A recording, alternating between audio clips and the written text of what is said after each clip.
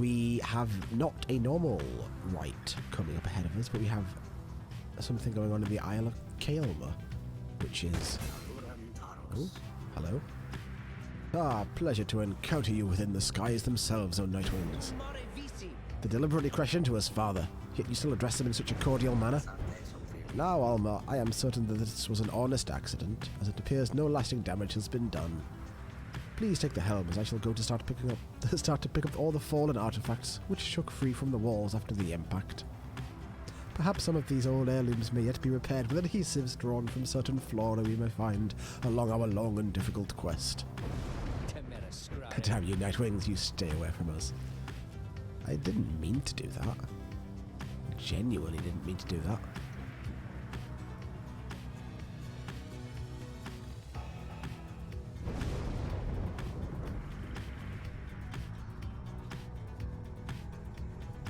I'm kind of interested in looking for those little flashing points of interest, because they give me little bits of character moments, and some of them are like...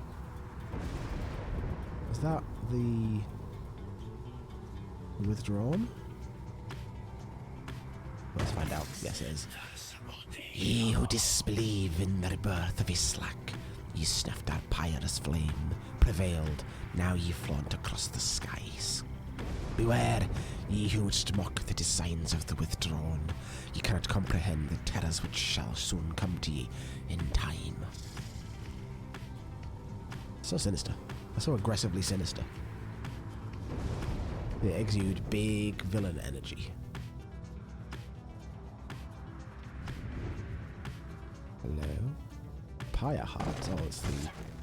I've already seen them this time around. That's the worm triumvirate.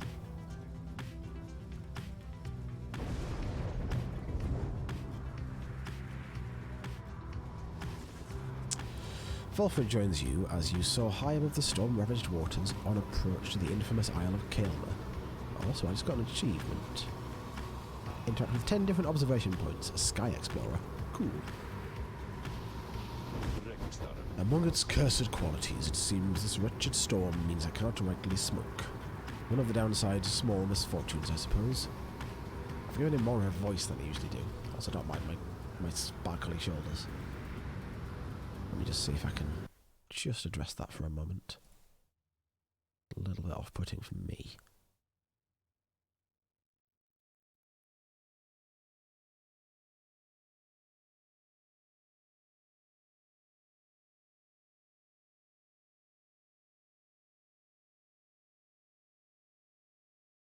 Problem is, the very dark green in the background is almost the exact same as my black shirt. It's like I have to choose my clothing very carefully to actually get the green screen to behave itself. Among its cursed qualities, it seems this wretched storm means I cannot directly smoke. I read that. Yes. The wagon's drive imps seem not to mind, at least.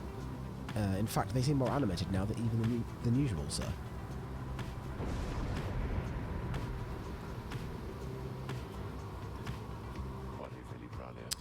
Perhaps they feel some sort of connection to this place, Tariq. Do you suppose the Tempers were able to make it here intact? They ought to have seen it in the stars, though we soon shall know for certain. That we shall. Take us in, please, reader. Where can we even land? Okay. Stardust is good. Vocations are also good. I'm kind of going towards vocations. That's what I like. You make landing within the Deathless Tempest, far west of where you first breached through to the shores beyond. You wonder which sort of celestial landmark lies hidden amid these waters, though for now you have some time left before continuing onward.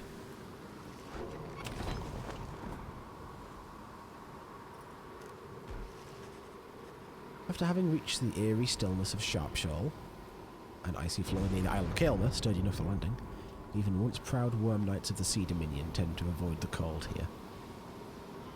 You volunteer to survey the grounds. You prepare to head out. However, your companions beat you to it in this case. Hold up, Master Reader. This night and the good Tizo shall reconnoiter in your stead. And they depart, leaving you to rest up. When the latter return with nothing much to report, you are feeling better and are in the midst of deciding which of your vocations to pursue. Okay. Now, I do love me some study in private, but if I can get a good level up, that'd be a prudent time to do so, because we're fighting the Tempers now, which is the first boss, right, almost. Well, let's talk to Gilman. Sir Gilman is training intently when you approach. Master Reader, this knight was so engulfed in memories of the Sea Dominion that he failed to detect your stealthy advance on his position. Splendidly done. This knight would have been vanquished by you easily. This knight is fortunate to have you as an ally rather than a mortal foe. His kind routinely clambers from the depths of the Sea Dominion to seek greater glory, and perhaps a slightly longer life expectancy within your commonwealth. Such an honour it would be to be assigned the rank of knight and be conscripted onto the front lines of the Commonwealth against their vicious winged enemies. In the Sea Dominion, it was our ultimate goal to fight our way to the surface, past our brethren, past the razor reefs, the strangle kelp, the snagglefins that prey upon our kind. Sir Gilman continues listing undersea dangers and terrors for some time. Past the blood sniffers, the electric scallops, the rogue worms of the frigid current, the paralysing nets of the farfishers, and even past the scalding waters of the glowing trench. Finally, he trails off. Yet, even despite the myriad challenges of living in the Sea Dominion, it is each would-be worm knight's duty to abandon that place at his or her soonest convenient. How humorous it was to learn that life within your commonwealth had quite a bit in common with our existence undersea. 'Twas not all pomp and glory as the stories told. Perhaps it is our lot as worm knights to bring strife with us, wherever we should go. For even here, it seems, is our kind pitted both against our brethren and all others. He remains silent for a while, but then... Ah, well, it is fortunate that this knight found within this place so fine a company as yours. It is a most different change of pace, to strive toward a common purpose, rather than strive constantly to outperform each other towards own self-gain. Although, to the extent that we are competing still, this knight shall ever strive to take the lead. Make no mistake about that, Master Reader. This knight was born to be the best, just like all the billions like him. Now he is off to steal himself. Your pardon, Master Reader. He scoots off somewhere to continue with his self-made training regimen. Just one quickness. Nice. So, actually, right, let me look at the peoples. Look at my peeps. And see who has levelling up potential. 1550. Same. Tizo can level up, that's good.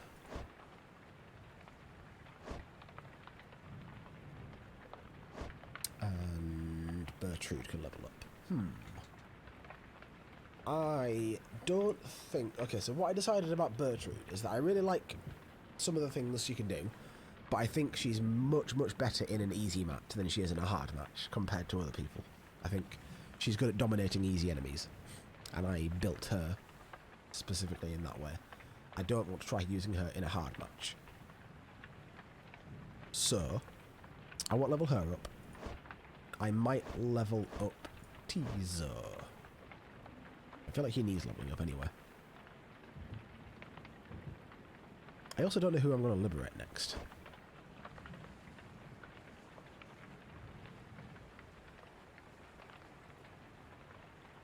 From a story perspective,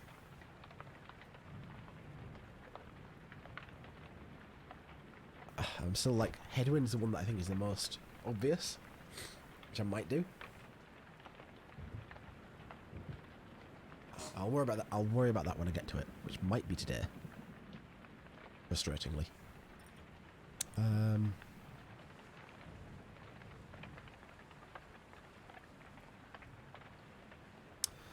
So, leveling up Tizo, or getting +1. Is it glory I get for the +1 glory is pretty good though. Because I like, especially because I like the lower glory, the faster kind of low glory characters. So let's go for that. I think I only need 1 or 2 more to finish this. Oh no, I need the hook first. Okay, that's fine.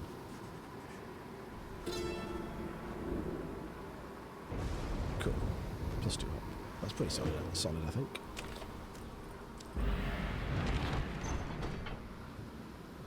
Let's go to the Isle of Gaelma.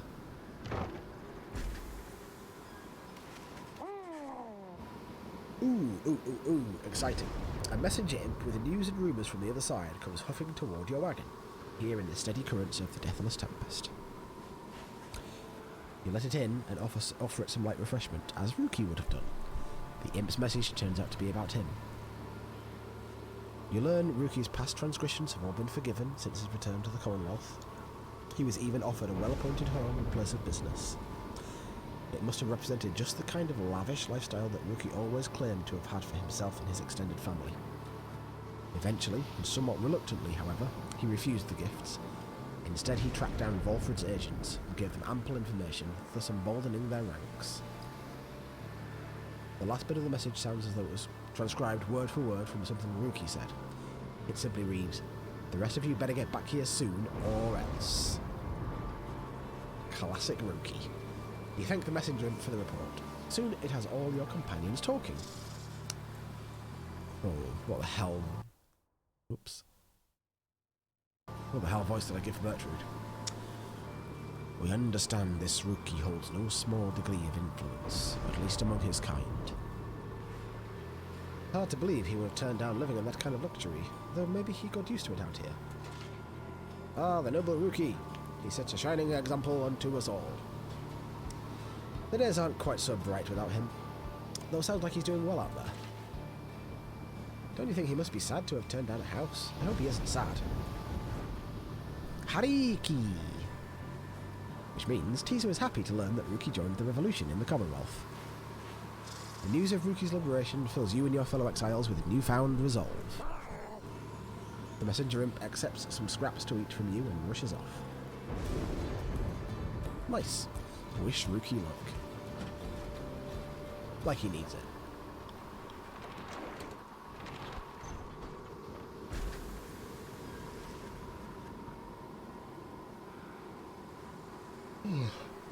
Oh, tired day today. Your wagon shudders to a halt at the Isle of Kaelma. Bizarre outcroppings give it a forbidding feeling. In the distance, you hear odd gibbering noises. Gibbering noises? Gibbering or gibbering? That sound like dry imps.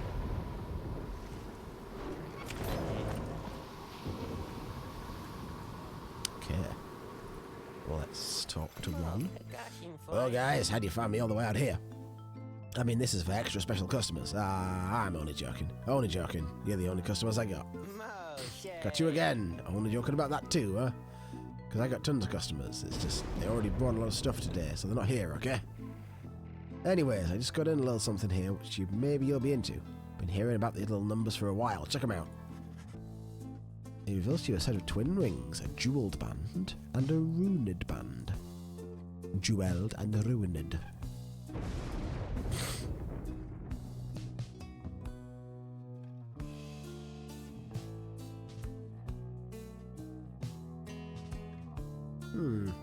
So if you get both of them, and have them both equipped in one right on two different people, they both get infinite stamina for a while.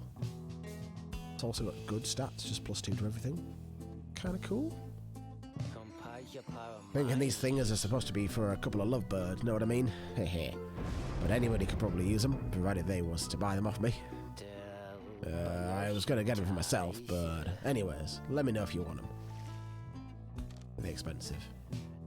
Well, I have no money, so yes.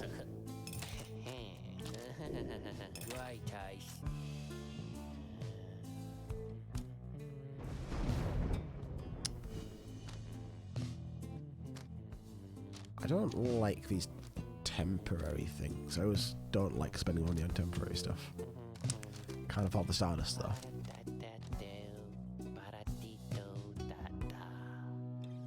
I don't think there's anything here that I can get, really. Just 5 gold per douse. It's kinda good. Maybe better than the one for banishing people. At least the way I play, which is grab the ball and run it into the goal. So that's kinda good.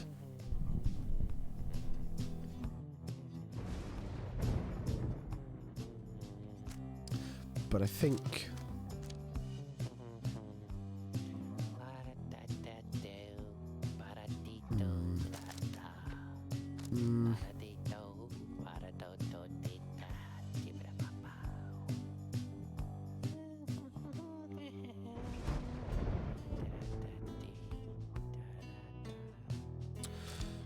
Four times. If I can do it 4 times with one character, I've made the money back. That seems very feasible. Thanks, guys. Good luck at that thing you're going to tonight. That thing. Tickets to that thing you love. Let me see. Tizo is due a level up. Let's do him. For sure. And then Pamatha. Ah, that's really good, though. I think that Pamatha should have this, because I feel like I dunked with her quite a lot. Although that feather's really good, though, because she comes back and is there for the next round. Ooh.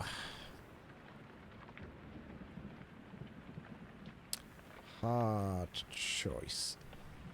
I feel like I'm not good enough with Tizo to be able to win with that. Oh, wait. Okay. Might have misunderstood something there.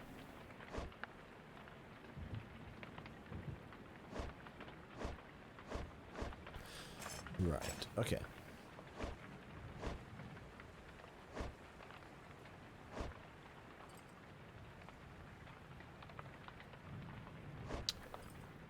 I like this, though.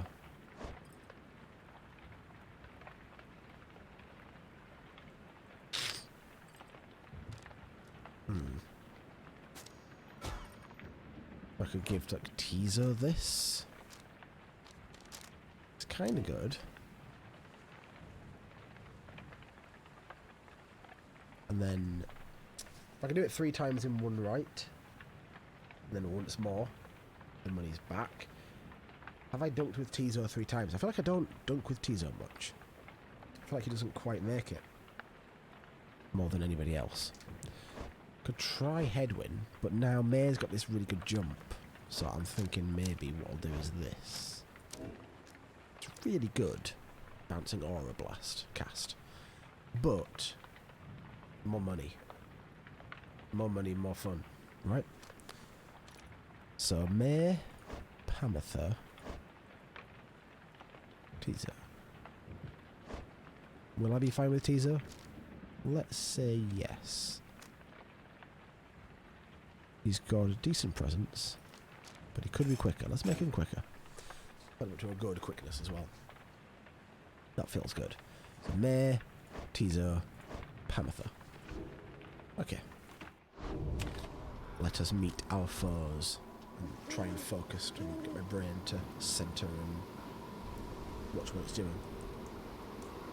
You stand before the bizarre outcroppings of the Isle of Kaelma.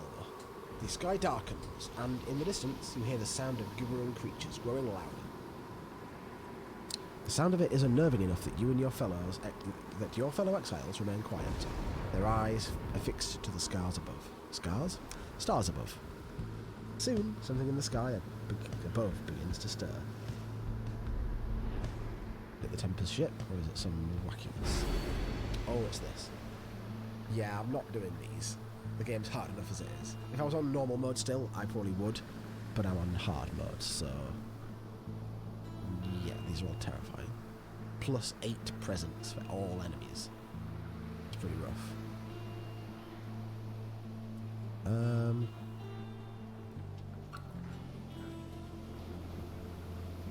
Okay, doesn't matter.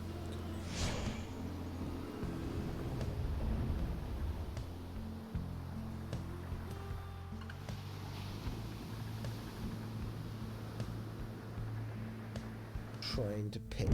A glorious eve to you as ever, O you exiles of the Nightwings. The 8 scribes dragged you all the way into the blasphemous Isle of Kaelma. That's right, we weren't supposed to go here. Here you are to be surrounded by even more gibbering nitwits than usual. It's gibbering. He said gibbering. The adversaries you Hi, are to Avatar. confront How you shall doing? be the Tempers. Salutations to you. Extinguish now their pyre, you having a and decent glory shall be yours. Now prepare yourselves. Getting ready to dunk on some demon fools. Hey, looking up, look at what's a piece of us again. It's the damn Nightwings. Here to knock us down another peg or two again, I guess. Well, at least you got old curly horns out of this dump. I've got to give you that. I want to look at her and you just knew that she was too good for this place. Well, maybe that ain't saying all that much. Any of you Nightwings see her again? You tell her something from me. You let her know Iggy says hi. You let her know. Oh, he's Iggy. That makes sense. Not that she'll remember some dumb lunk like me. Then Ignarius shoves in his mask. Alright, Tempers, let's give it to him like we still got a chance. He's interesting. He seems so much like an obvious villain, but then he kind of like isn't quite as villainous as you think. If you actually like pay attention to what he's saying. He's all standoffish, but then he's like not actually that much of a dick. I don't know. Right. May, Tizo, Panther. May. Karastia? Excuse me. Tizo.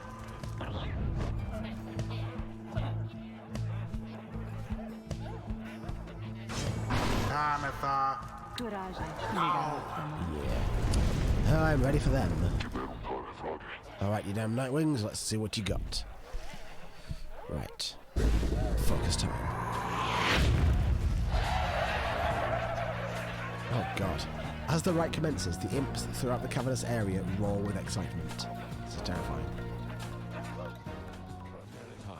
Our struggles and our plan are mere entertainment to these lonesome creatures. What are we at now? 43. I thought it was at 44. Maybe it was only at 40.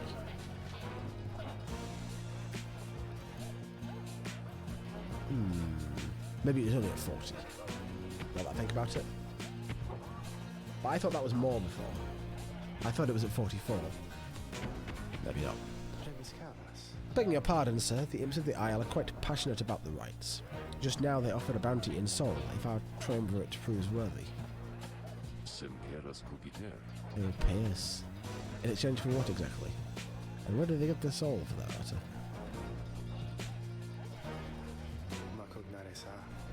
My understanding is they wish to see us perform various feats of glory. Oh god. Oh god. This is a new mechanic.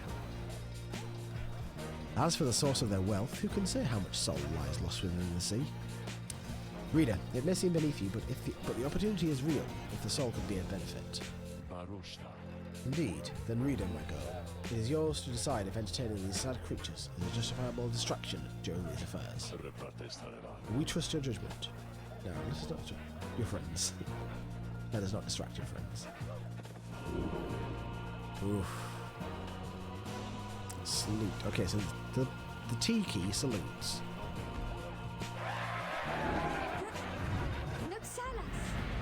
Begin. My god. Your adversaries are the first to strike. Oh, it's a fucking...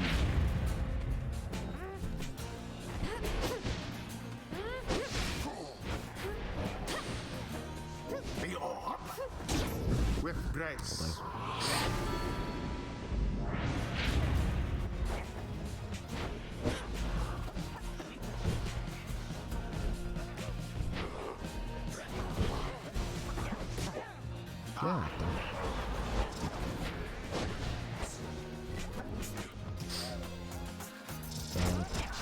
Yeah. Yes! Got him.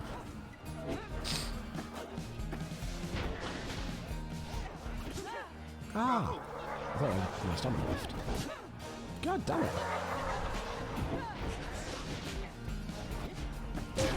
Sword right in. Okay, getting somewhere.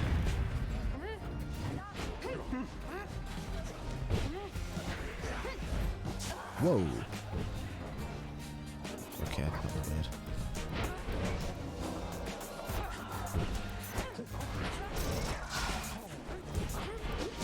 Oh, yes.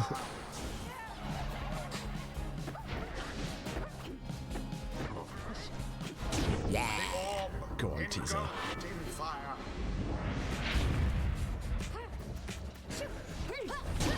Absolution. Nair's really good sometimes. The Nightwing shall prevail at this rate.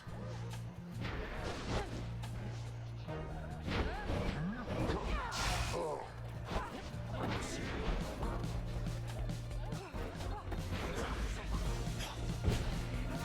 Her yes. wings have served her true. Starting off with the right is kind of worrying, but I'm getting the hang of it now. The imps grow more and more agitated with each passing moment. Some start spilling onto the sacred grounds. Ah, I hate these things. Go on, get out of here. We're in the middle of something here.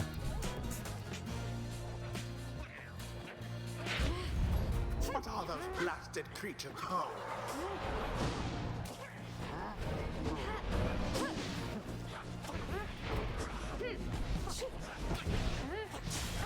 Gam. Oh, I let Tizo die. Ah, the jumps! The hops! The hops of this bog witch. You Nightwings, you've been practicing, ain't you? And what about you, Iggy? You're just a washed up old goat. You're through. How long are you gonna keep this? Getting weaker and weaker, worse and worse, huh? Come on then, Nightwings, finish it already, will you? Sooner we wrap this up, sooner we all can catch some shut-eye and put an end to this damn day. Oops.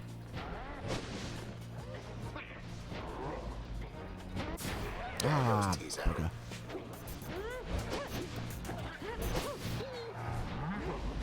Oh, God. Whoa. What the hell? What the hell? What happened there? That was the most confusing thing I've ever seen in my life. I thought I hit them like 4 times. there goes the orb. God. Oh, nice. So it is. So it is. Oh, not quite. Not quite done. The rite is nearly ended. Too bad.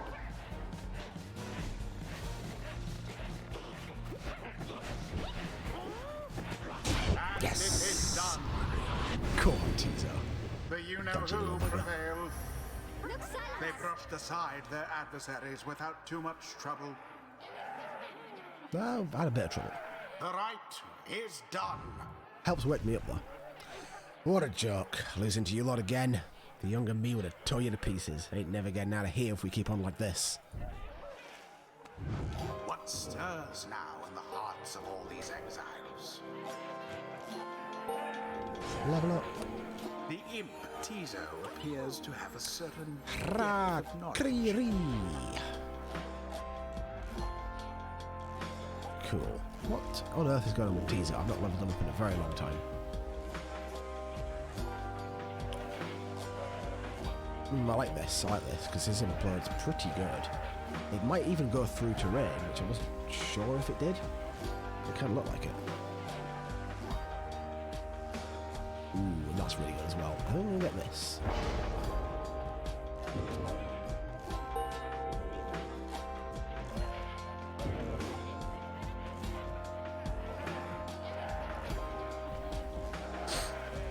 Until the stars align.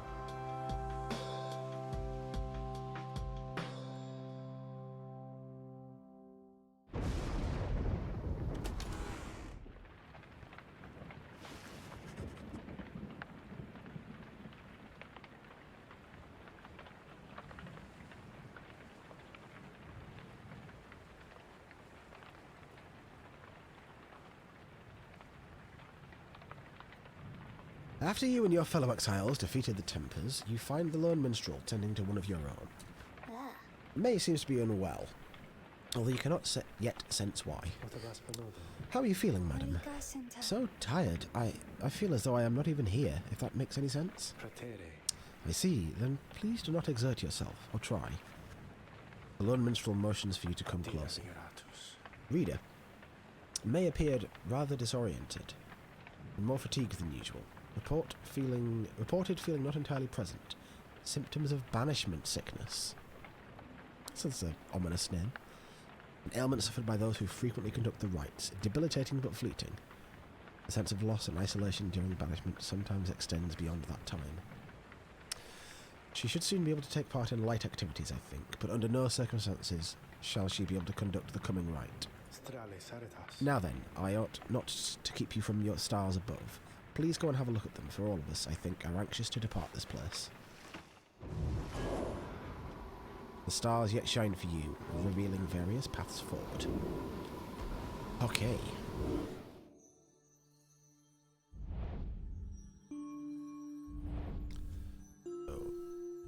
Jemois, Trieste, and Lou.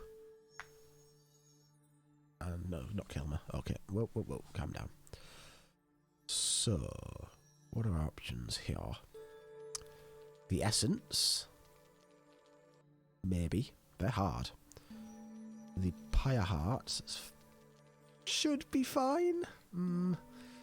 Or the Accusers. I've not seen the Accusers in ages. Maybe do them because we don't know anything about them. Like no one even talked about them really.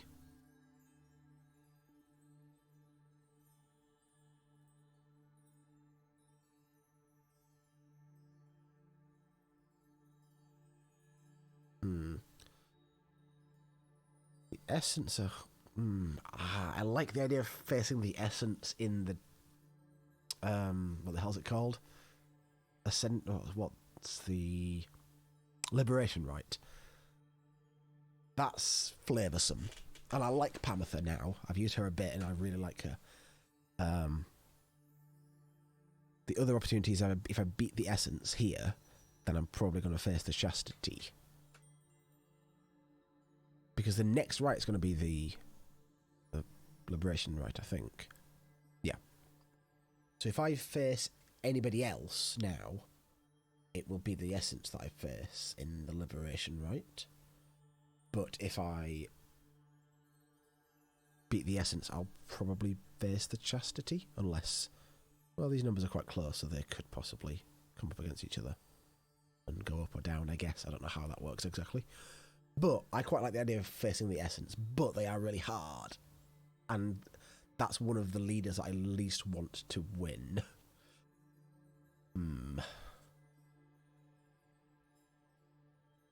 But the Accusers are interesting because I feel like they were the first one we faced, and that is... It kind of felt like they were just a bit of a placeholder at first, but now we're doing this kind of where we're going around facing all the triumvirates again. I feel like there's going to be more to them, so I think I want to face the Accusers and see what their deal is.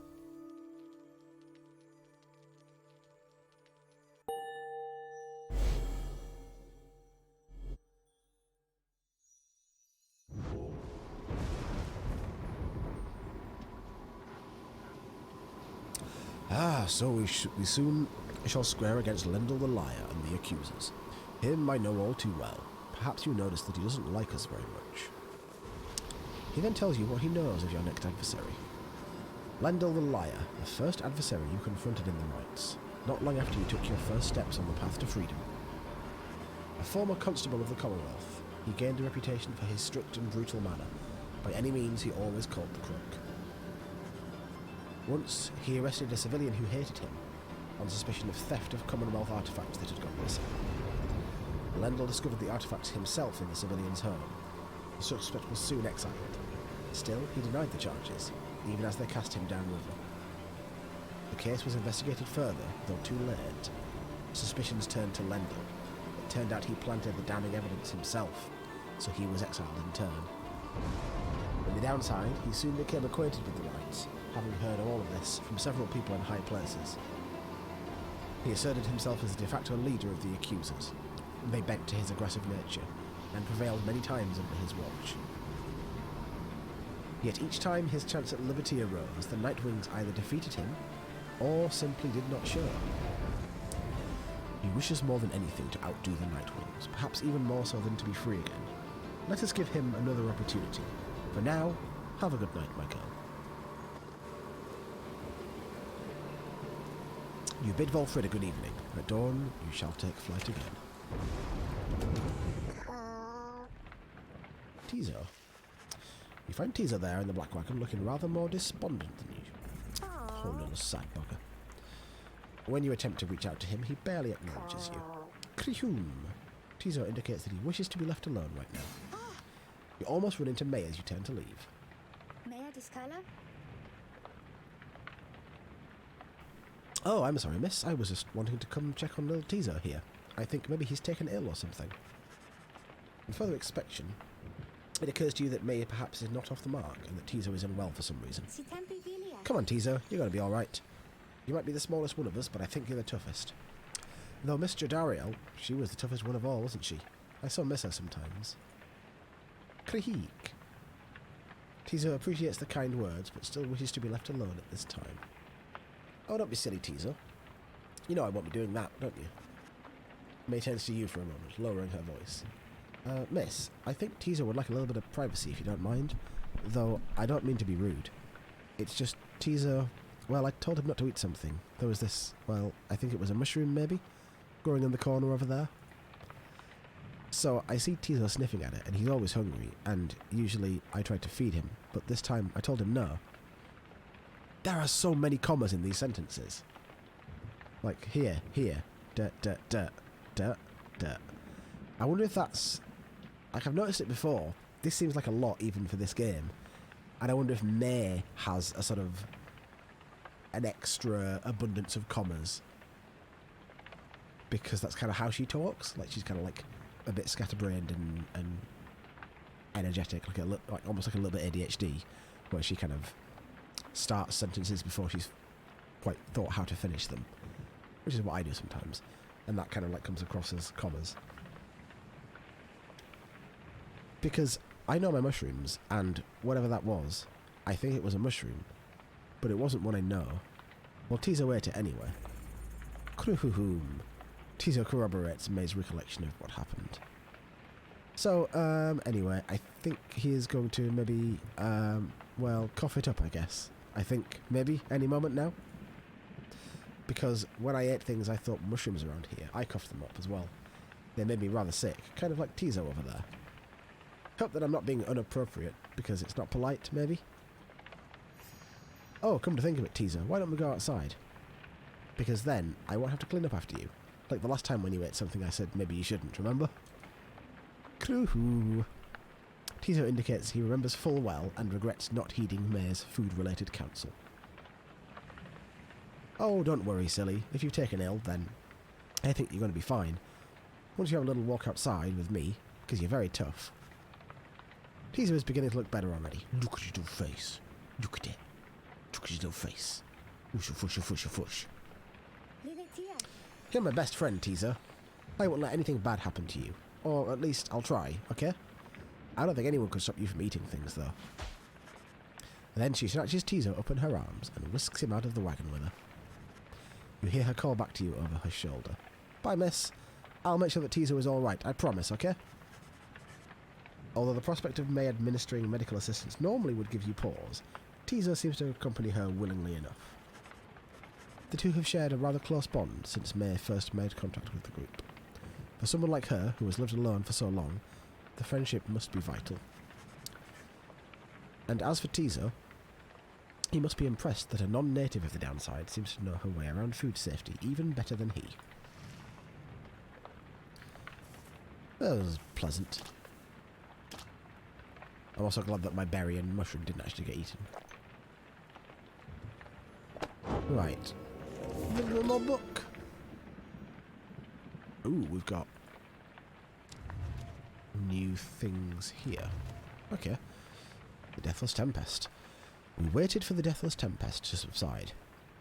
We waited, but the Underking, he merely laughed and laughed, for the Deathless Tempest does not subside. What lies beneath that stretch of sea to cause such an upheaval is best left to myth and speculation. We made passage, nonetheless, through sorcerous aid and fortune, scarce seeing the surrounding environs. We did detect a landform to the west.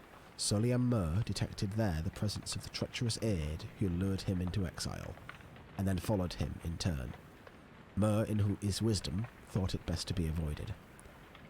At last did we arrive on distant lands, though seeing them provided little comfort. We have read that page. So the new page is on here as well. We've got the Isle of Kaelma. The traitor Kaelma Ropecaller. Whereas he brought about our empire's fall, whereas he nearly claimed the life of our dear Solium, we forgive him. We have forgiven him. We give a certain thanks to him, for he has played a vital part in the Star's plan. If not for him, then we, the Eight, would never have aligned. We never found the Ropecaller. We fled into the sea, towards an isle which we knew well to avoid. 'Twas there, we think, that Kaelma's tattered mantle finally did him in, among the wild imps. Should the stars ever converge above that isle, it shall be to signify that their long dance across the skies is drawing to a close. Very ominous. This is all stuff we've read.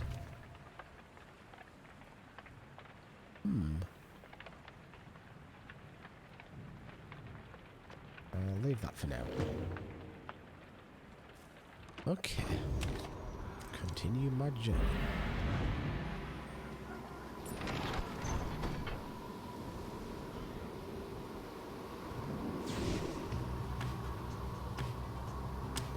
Okay, this one.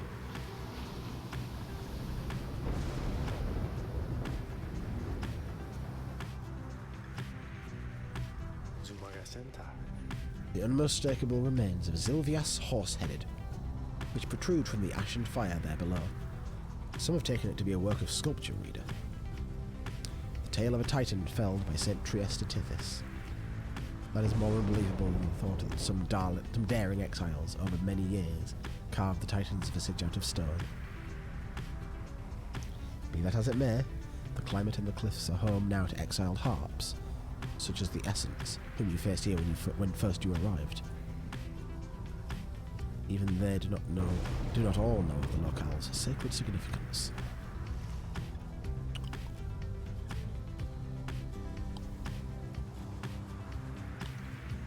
We're just on one option today, just the Black Shore. Ah, no. Pamethus suspects you may find something of value. Bertrude may gain a deeper understanding of the rights. Okay, that's a level up thing. Right? I want to do this. I would like more XP, please. Your wagon touches down in Black Basin, where you first met Volfrid and Pametha as well. You briefly wonder at what might have happened had your paths not crossed, as you consider what to do with the remains of the afternoon. Ooh, the Beyond the Crystal seeks teaser.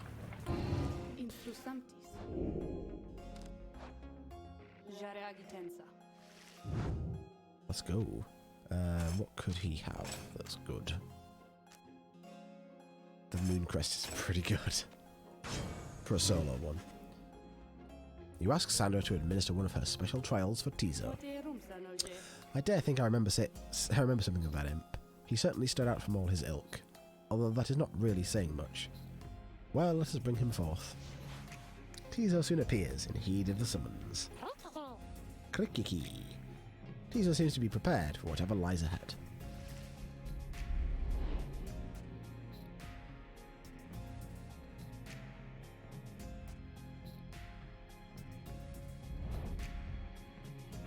My ears are really sore. Or just warm, I think. The apparition Sandra appears and unfastens her mask. Listen well, imp. You answer to me here. Krihak. Teaser indicates his understanding and is prepared to begin Sandra's trial. You know the formalities, of course. Show me then what you have learned thus far about the rites. Here in this trial it shall be just you, my Beyonders, and your lovely reader. Let us see now how you fare. Okay. Remembering how to play teaser.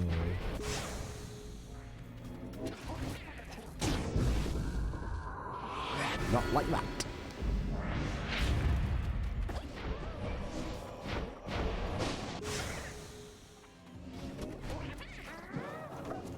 Got it. Lovely. Okay. Kind of hard to get away from people when you can't really go very fast.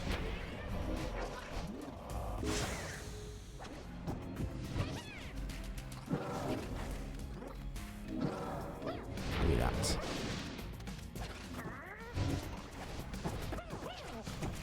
Yes.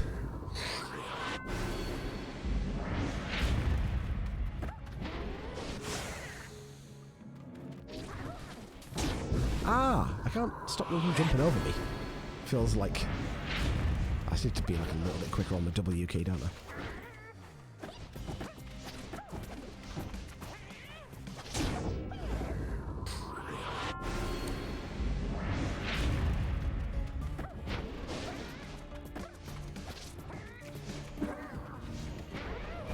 Oh, got all three of them.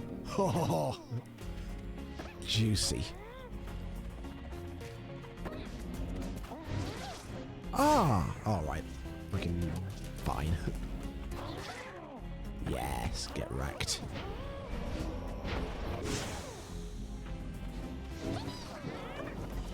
Gotcha. No.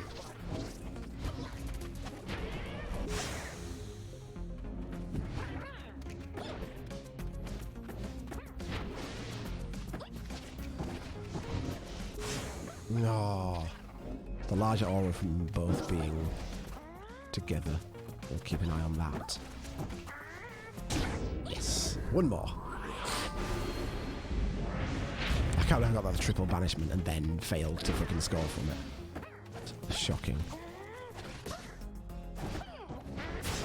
Oh, no. No! I pressed shift. Buggery. Come on now, we can do this.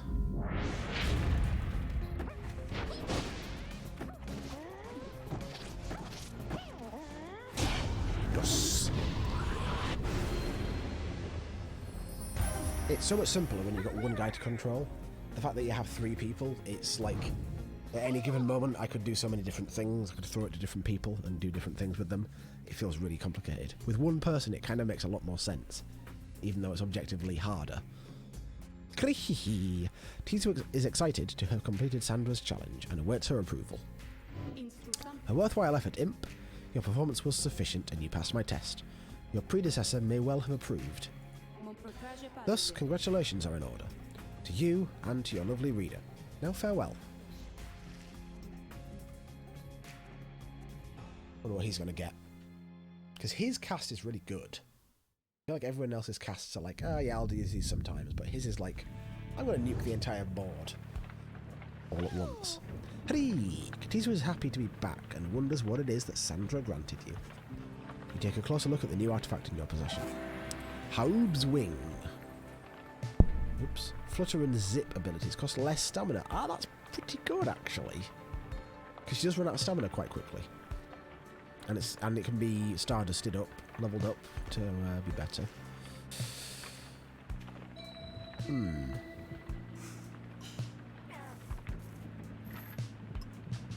Magma Mug. Ooh. Almost hurts my eyes.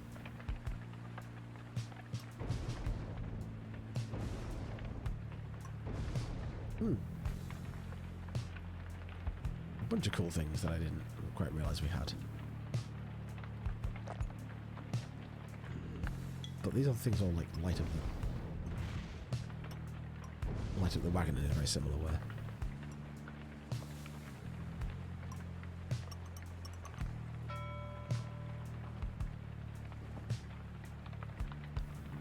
Jodie's through a rug.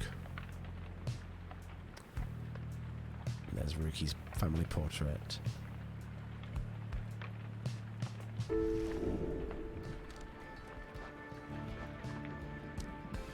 What was the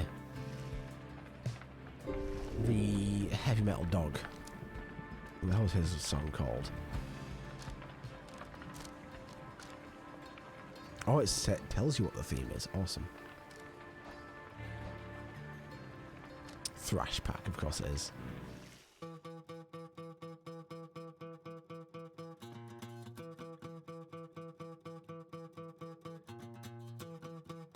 That does sound like an acoustic guitar rendition of a metal song.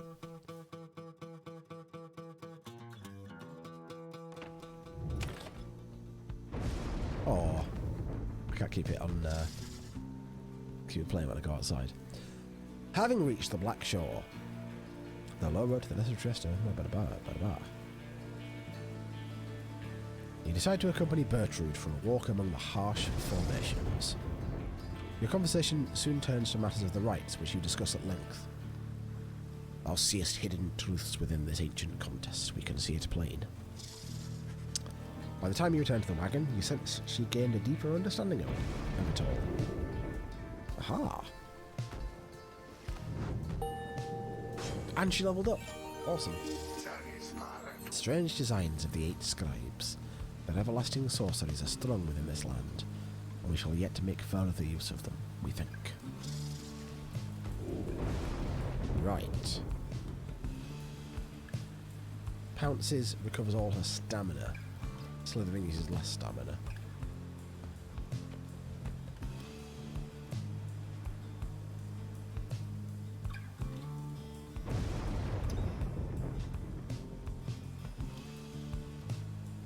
So that's pretty good. That seems really good, actually.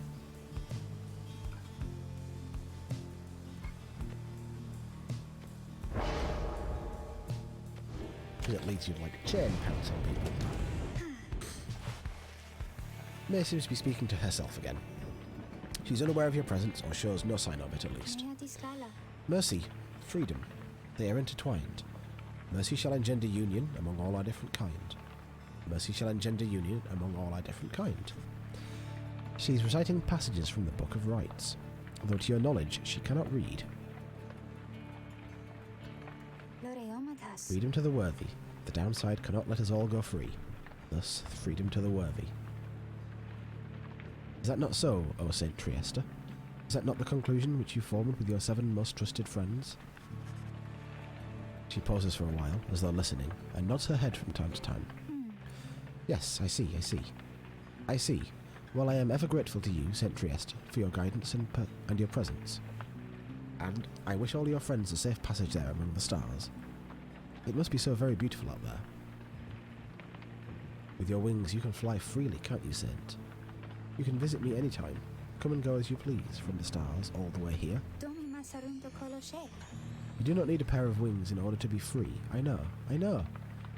And yet sometimes I wish I was like you, or like Miss Pamatha.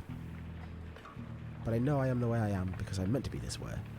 And I know that you are always watching. So thank you, Saint Trieste Tithys. Thank you and your friends. She wanders out into the afternoon, leaving you there to consider her words. In the Commonwealth, her unwavering faith in the 8 scribes would have been seen as a delusion.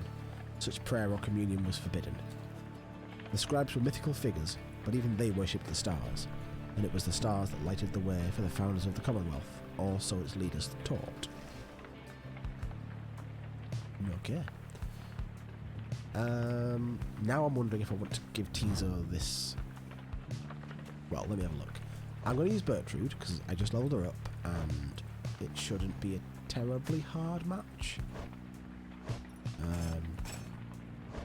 I can't use Mare. So maybe Bertrude. Well, is anyone close to leveling up? Not really. And do I live her a headwind? Oh, it's so difficult. It's actually so difficult to decide. And I don't even need to decide yet. It just already feels difficult and awful.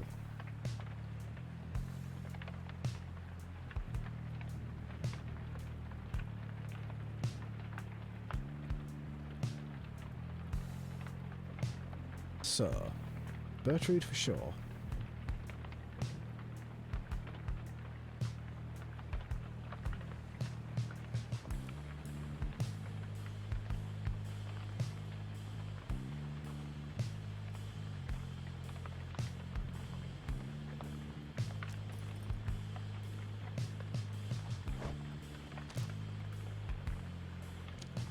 Quickness seems good for her, right? Even from 13 to 20, that's pretty good. Maybe Pamitha? I quite like her steez.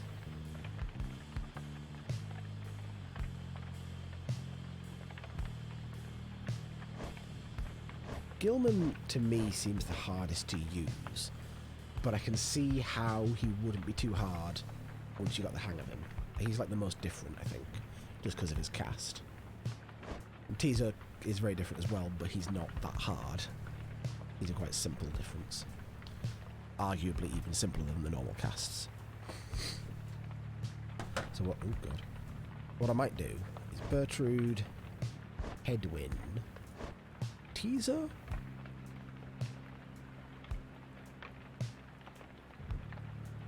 If I liberate Hedwyn, I feel like it's... like, it obviously isn't going to matter, I don't think. Maybe it will. But I feel like it's going to jeopardise the stability of the group. But we have got Volfred and Tariq, who are, like, kind of the leaders. Volfred's the leader at this point. But I feel like without Hedwyn as the sort of original leader, almost, it feels difficult to imagine how the group would stay, like, cohesive and on good terms. I guess no one's really, like, at each other's throats. But then I can't think why anybody else would get liberated. I'm definitely not going to liberate May, because that seems like a bad time for her. Like, she didn't like being in the Commonwealth, and she likes being down here. Tizo was never from the Commonwealth. I don't even know if he can get liberated. Gilman, maybe, would be a good choice. Because he's got a very interesting, like, gung-ho personality. Pamitha would be interesting. I don't feel like she wants to be, though. I don't think she wants liberating. And Bertrude, I don't know about her. She's kind of said, don't worry about it, I think. That's the only thing she's ever said about it. And I don't know what that means. Whereas Hedwyn, yeah, the thing about, if I liberate Hedwyn, then he gets to go back to be with Jadariel and Ruki again. And that's nice. That feels good. So I think I'm definitely going to liberate Hedwyn next time, which will be the next rite. For this fight, let's use, I think, Bertrude and Tizo, and then Pamitha, probably. Let's go ahead and find out how we do.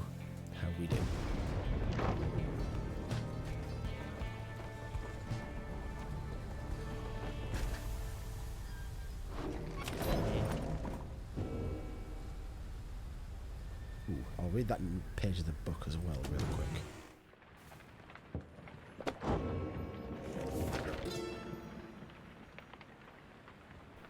Black Basin.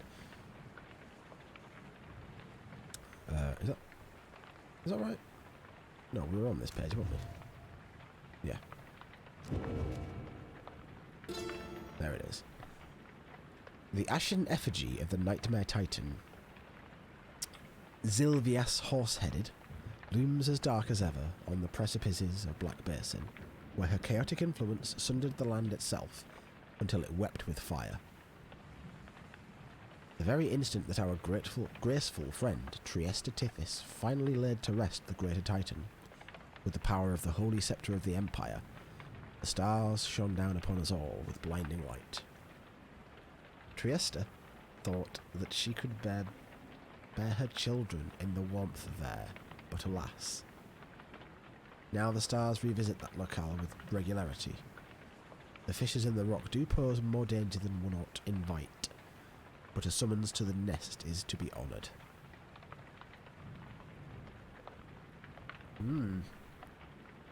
So much, like, ambient storytelling.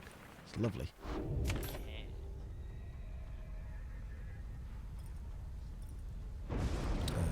Anything to sell? Oh, hey, it's you guys. And just as I was thinking, hey, I haven't seen those guys in a little while, and I wonder how they're doing, and if they need to, maybe to purchase anything. He's getting more and more glib as I talk to him more often.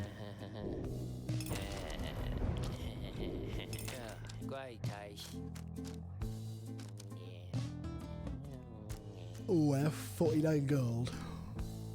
I can afford a scoop of Stardust. Stardust? Stardust. I can't really afford anything that's like...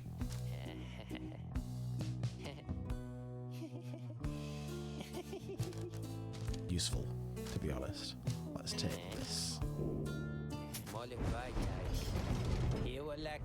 That's how you get a repeat customer there, Dad. You give him a deal.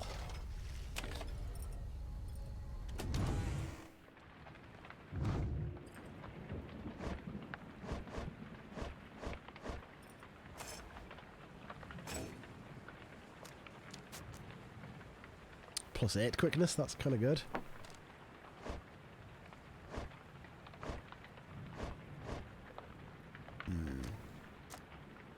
I think this is good, because he does get to do a lot of big banishments, but this actually...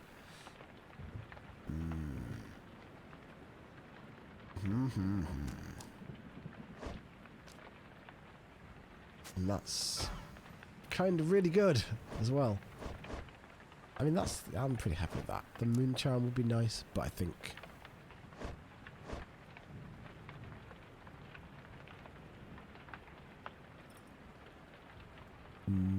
yeah. So...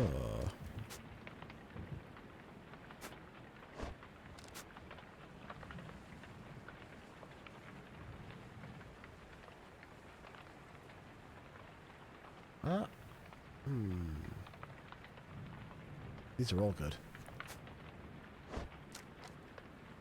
I kind of really like this, actually. I think this is powerful. Powerful stuff. It's an extra... If I can get that up to an extra 5, then that's only 4 dunks I need to win. Which seems really good. As you await the stars, a form dressed in the raiments of the rites approaches you and Volfred. You at first presume it for one of your next adversaries, the accusers, but you cannot be one of them. Huh? Beside you, Volfred starts. Something you have never seen him do. You observe the colours that he wears, an inverse of the Nightwings. Volfred Sandalwood, it has been a while. No, this cannot be. Demon unfastens his mask. It can. You perished. I watched you fall. You did. I grieved for years, yet now you live. I do. But these horns, they grew long ere I could walk again. Unbelievable. Then, why are you here now, Oralek? Former exile of the Nightwings. Betrayed and abandoned.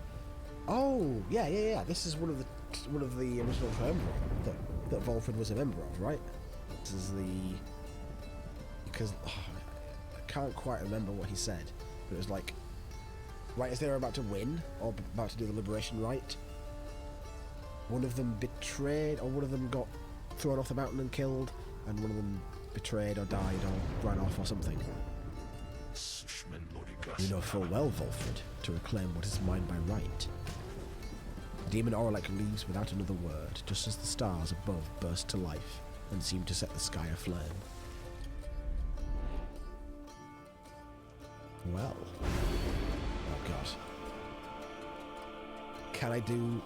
Is that implying that Oralek's going to be a member of the Fate? He wasn't wearing their raiment, so I assume not. Oh no. Can I get away... Excuse me. Can I get away with any of these today? But these are such small buffs, Lord Gandroth. Islok Astralborn. Hey, I'm getting the pronunciations, that's useful. Unfathomed Plurness. Plurness. It's a good name. Archbeast Sungris. Time Singer Han. Han? But Han is an important name Endriga the Widow. in my D&D campaign. Limbless Erzek. I think I'm going to go none of these. 3% just isn't good. I'm being quite honest, it's like, what is that even? You get like 500 to 600 points during a rite, so you're looking at, I can do maths. Reader, what lunacy is this? Beg your pardon? 'Twould appear the Nightwings are to stand against themselves this time around. Huh. This is a mutiny in violation of the sacred law. The exile whom you face, Boralek. Long ago he had his chance, and he relinquished it. He cannot simply claim it now, and I cannot preside over this nonsense. Good night.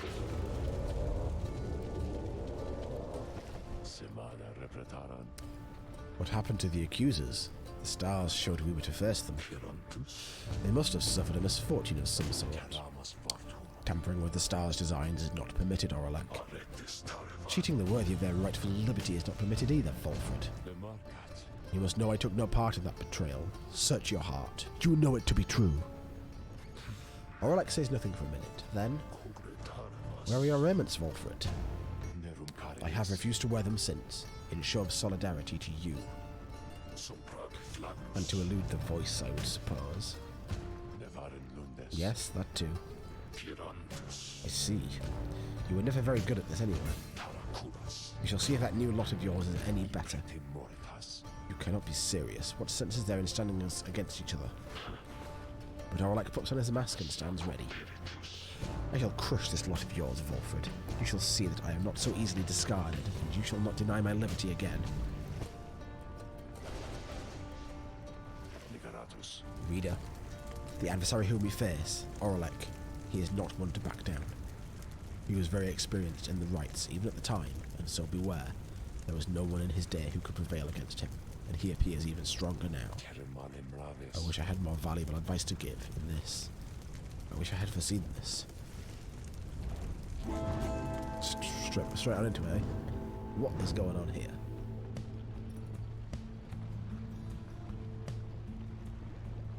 He is level 4, which is quite high.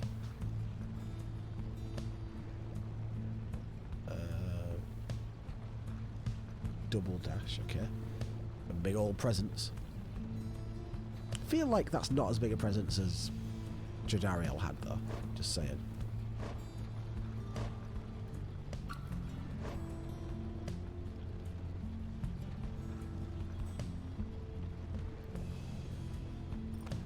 Ixar.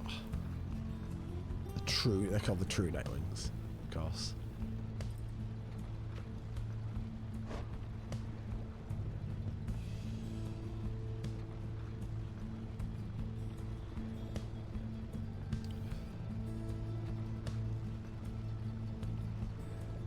So the savage is Meh, yeah.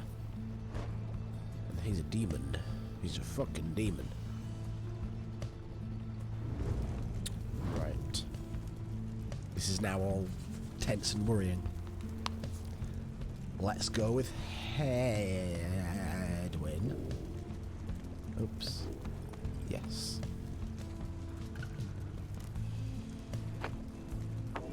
That's kind of good, actually. Yeah. Let's go with a good, strong team for this. Pamatha for sure. Good Bertrude or Tizo? Tizo's pretty good with his ability to like nuke the entire team at once. Gotta go with Tizo. See how it goes. Scroom! Tizo is filled with mixed emotions in confronting Oralek, but is prepared to fight. Such a triumvirate you have assembled, Volfred. Then let us see what they can do. Come and face me, false Nightwings.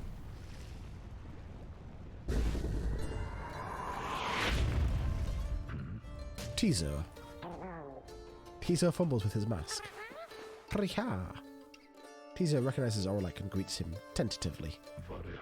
It is good to see you. Orlek reaches for his mask in turn. How is the horn? Mended? I just noticed, I literally just now, before he said that, noticed that he had like a bandage on it, or a wrap around one of his horns. Harakiriha. Tizo indicates his horn has not bothered him for a long time now, and thanks Orlek for it. Good. A full recovery then. But it is unfortunate to see you standing there with them, Tizo. Come with us, no questions asked. The proposition seems to catch Tizo off guard. Crew. Tizo indicates that he will not abandon his friends or their quest. Trihu Kikiki. He seems to be pleading with Orlek to stand down, to listen, to not give in to anger. And Orlek shakes his head. He puts his mask back on. This is something I must do, little one. Tizo dons his mask in turn. He chirps nothing more. Whoop. Took me off the ball for 1 second.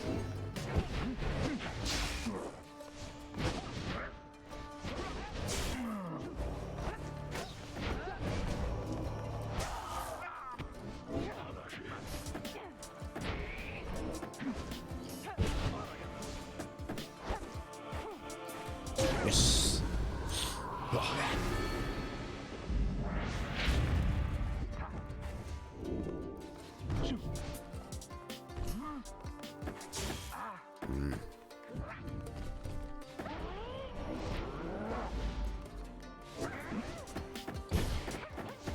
Oh my god, that bastard. Oh no.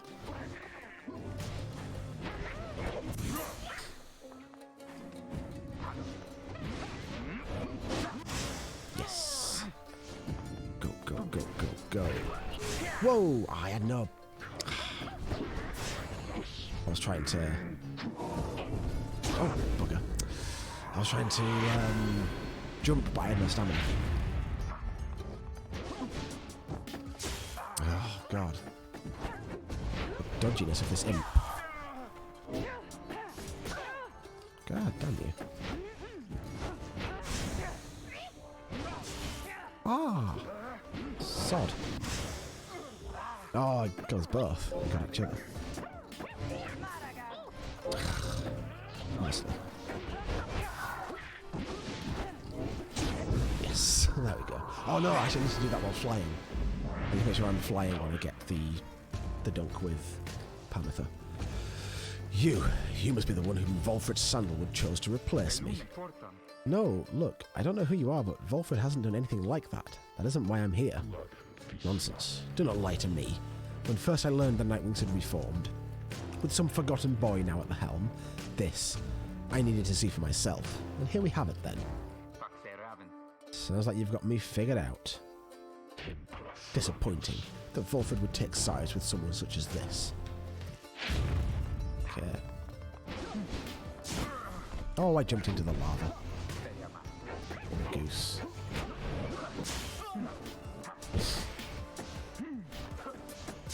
Ugh. Oh my god. Oh yes, get.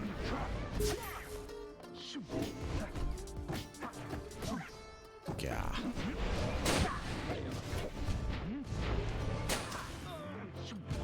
Ah, no.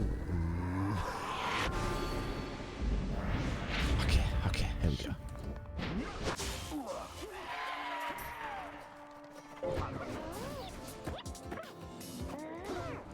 Why? How are you? Oh god.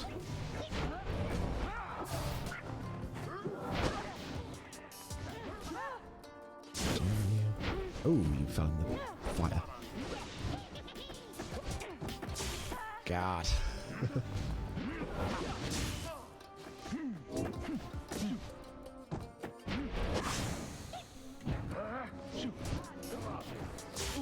Oh, the...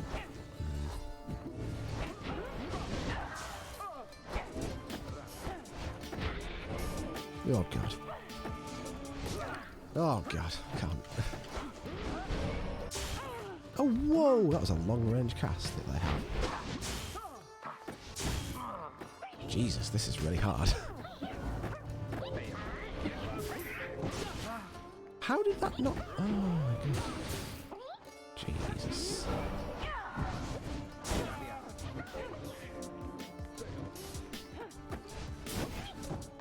Yes! Oh, dodged and weaved. Got it right round him.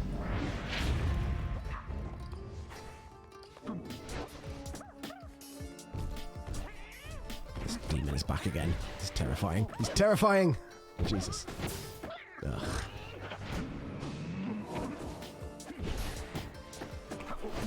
No! Joking me. Ugh.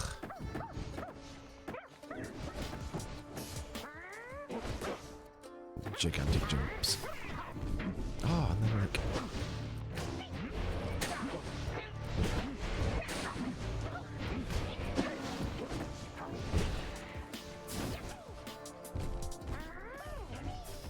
No, Jesus. Oh my god. Where's Pamatha? I thought she would be...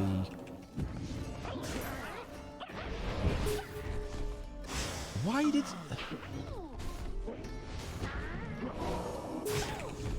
I thought...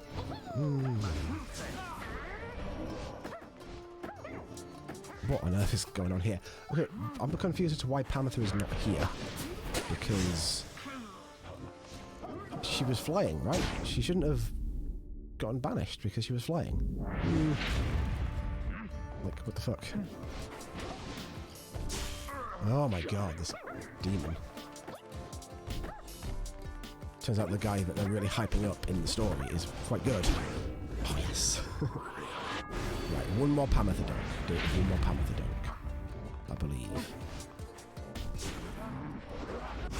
Oh Jesus. Well, that was disastrous.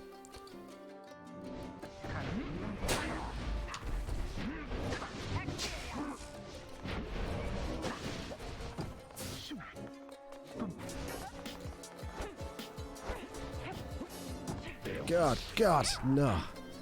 She ran out of... Yeah, she ran out of juice real quick, it feels like.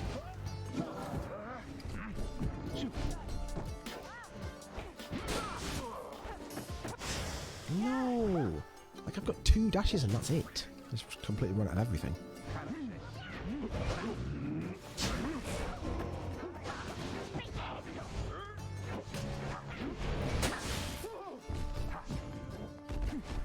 No, you fucking don't. No! God, he's so fucking fast and large. Terrible. How close are we? Oh, God. Getting a little bit close here.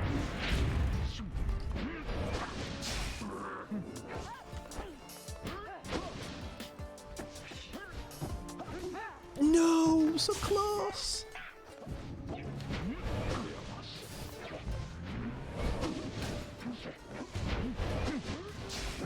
I pressed space! I pressed fucking space bar! God damn it. I'm trying to switch to block.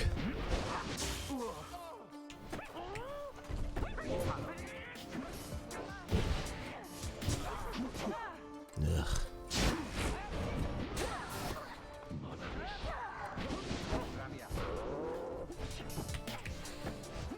Oh, God. That was hard. That was really hard. Oof. What is that achievement? Favoured to prevail. Prevail in the right against each of the other triumvirates. Fine. You, who call yourselves the Nightwings. It seems that you have learned something from Sandalwood after all. But you are the Nightwings in name only. And as for the right, it is a mockery of what it once stood for. All of this, a stain upon the legacy of the scribes. Volfred looks on as Oralek departs without another word. Oralek, forgive me. I'm jazzed now. Maximum jazz.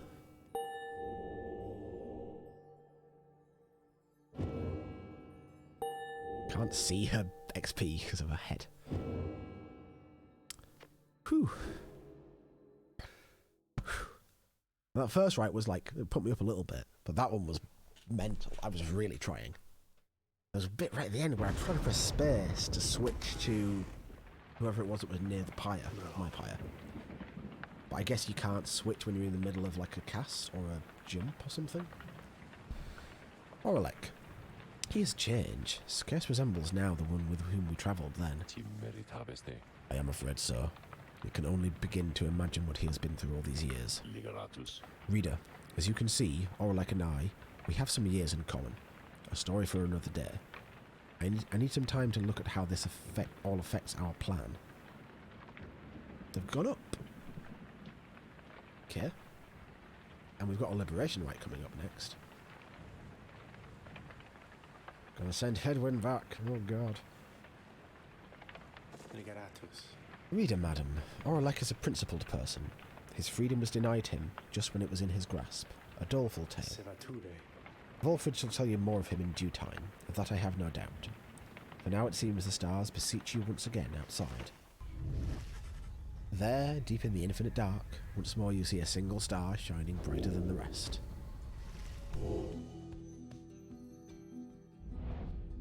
Let's go Soliam.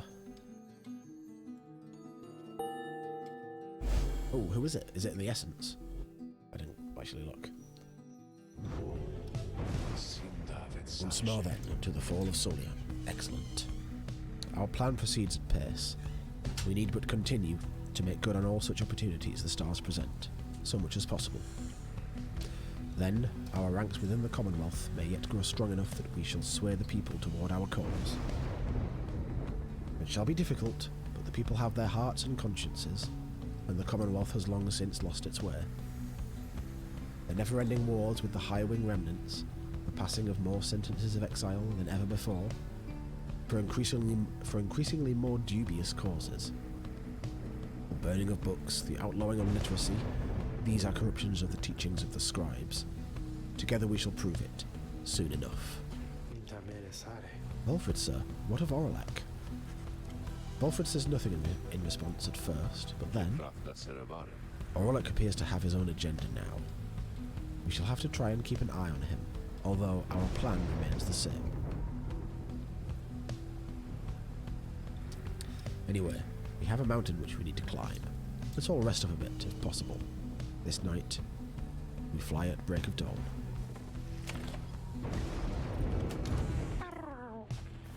Ooh, I'm going to read the hell out of that.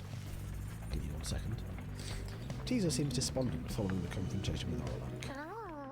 Ooh, Tizo is filled with mixed emotions at having seen Oralek again. Trahium. Like Volfred, he thought for sure that Oralek had perished long ago. Brrrk. Tizo is angry that Oralek acted so unfriendly with everyone. Then the little imp looks at you with sadness in his eyes and says no more. He skids up into the rafters. Not like sad, Tizo. Bad time.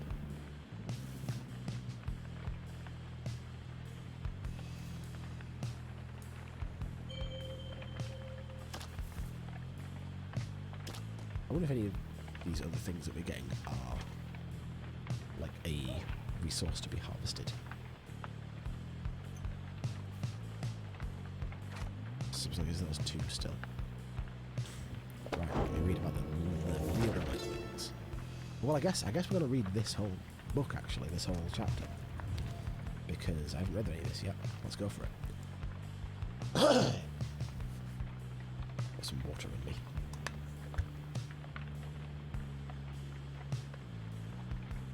It's a very empty water bowl. Curses.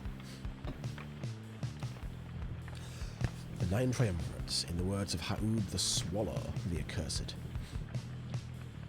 At first I found it much too difficult to read, much less to write, even to grasp the quill, but the Horned One, Mer, implored me. He said this is the greatest gift that he could give me in return. In return for what, I asked. In return for his life, he said. But I did not save your life, I said. You did, he said. We fight about this still. Mer is stubborn, more than I. Now herein, and by his leave, I chronicle the 9 Triumvirates. For I am of this land, unlike the rest who wish to leave. We knew not everyone could leave who wanted. Seldom would the opportunity arise. Thus did we organize those striving for the chance into 9 sets of 3. The Fate. The Fate united under many men the Alpha Chief. He is brash, but follows his traditions. He prizes faith, discipline and honour, qualities he seems to lack at first. He formed the Fate under the precepts of olden bylaws of his four-legged ancestors. They believed in a certain natural order in the way of things. Many men wanted for the Fate to likewise show respect. Initially he only chose from other curs. He, however, urged the Fate to replenish their numbers from any race or ethnic group thus willing. Thus shall they anticipate what is to come, with open eyes and minds, and never frown upon what is in store for them. The Withdrawn did spawn forth from Wild Witch Melith, in whose vigilant pursuit of the unknown and the unknowable I always felt a certain kinship. Whether the Withdrawn were Melith's kin by blood, or merely worshippers, we trusted one another not to ask, or care. What mattered was that Melith chose the most audacious minds, who stopped at nothing short of the impossible. Though ever distant, the Withdrawn revealed to us such truths about the land which long lay hidden, even to one such as I. Their knowledge ever working into newfound depths of consciousness, they lead us all to better know ourselves. That all sounds very nice. What's going on with the Withdrawn right now? Is it just that Udmilda is a terrible, terrible person? I wonder if we'll find out. I wonder if we'll be able to change things at all.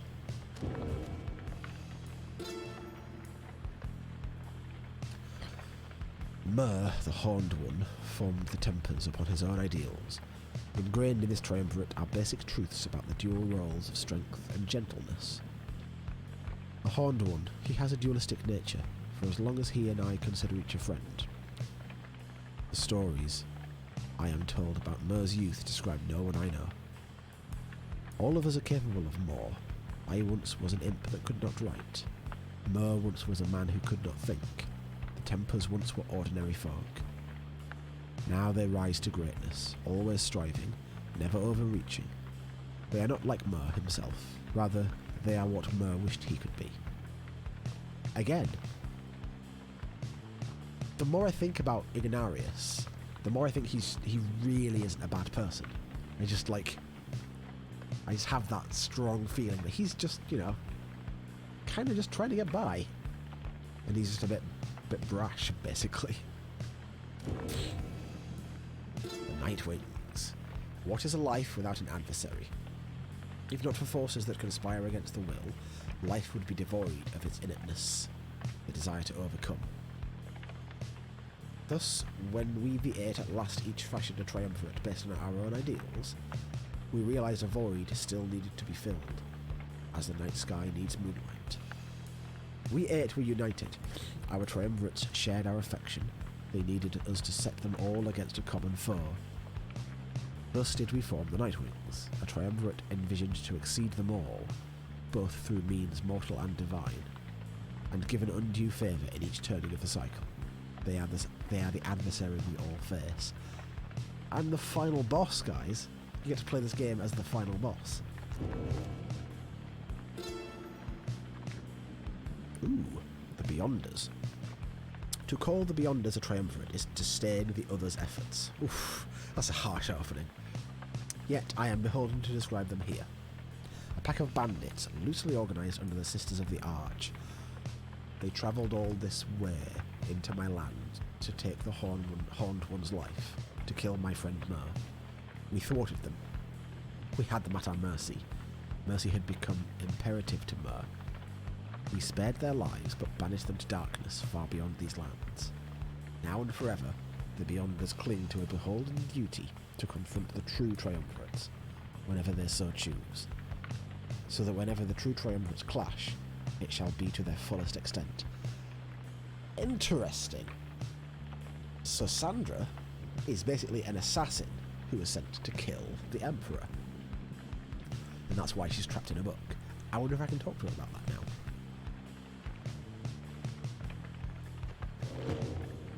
I love this book, man. This book's just so good. Hey, you. Just wondering, I thought I told you to be gone. She is pushing you away as she did before. Perhaps I ought to cease my services to you. if you insist on disrespecting my wishes thus. Would that sound good to you, O reader? Imagine not having access to the loathsome trinkets which I grant to you. Imagine those idiots of yours having to get by without my tutelage. I can imagine it just fine myself. I was once a weapon used to kill an emperor, attempted to kill him anywhere. Now I am once again a tool being exploited, soon to be discarded. Go on then, leave me be. Go about your business and let us pretend we do not know full well how this shall end between us. Yep, okay. I assume that would not have come up had I not had that page of the book. Ooh, juicy stuff. What's the, just out of interest, what's the last chapter of the book? On mercy. Oh no, Commonwealth. Right, that's what the chapter is. Yeah. That is a point.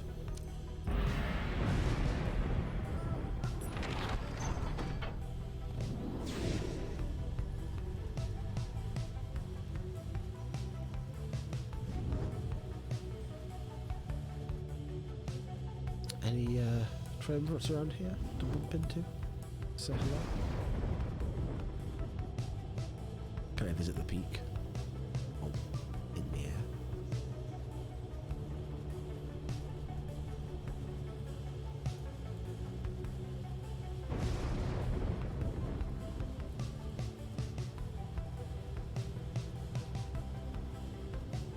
Okay. Teaser shall gain favour.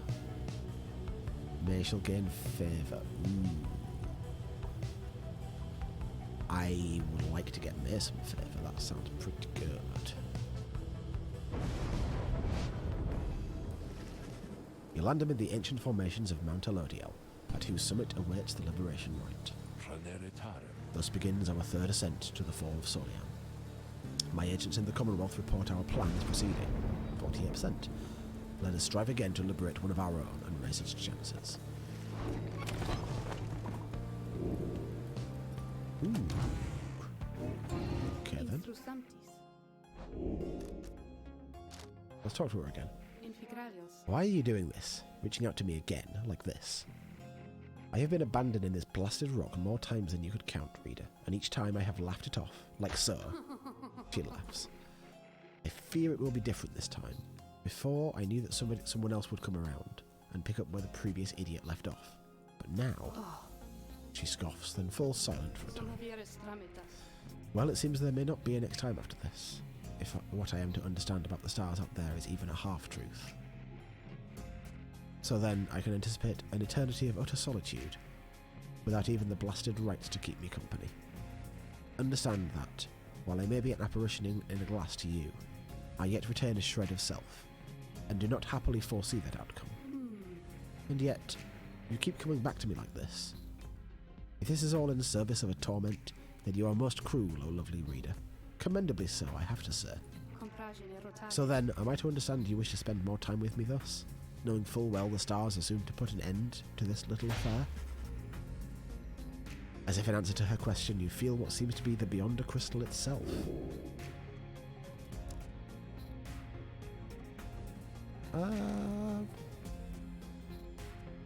Yeah, let's hang out a bit longer. You focus your mind and remain where you are, with Sandra, in the confines of the Beyonder Crystal, and remain there with her for some time. No words need to be exchanged between the two of you, and in the darkness there, for once, she does not feel alone. Soon enough, however, she bids you to depart. You should leave those idiots of yours listless if you remain here for too long. Begone already, and let me know if you have need of me. Interesting. I wonder if that does anything. Curious. Curious and curious. Certainly, who shall be the target of my wrath then, would you say? Bertrude. Yeah, the quickness is nice. The old bog crone, then. She does have some potential, I should think. More so than most of these with whom you share that little residence. And let us bring her forth. Soon Bertrude appears, in heed of the summons. We sense that thou hast need of us. They love going to these bog crones. What are they called? Bog crones, I think.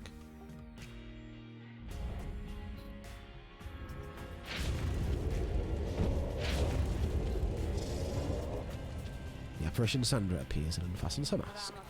Listen well, crone. You answer to me here. How very eloquent. May your vast experience exceed your knack for pleasant conversation. I trust that you shall have little trouble here without the benefit of your more communicative friends. Now come.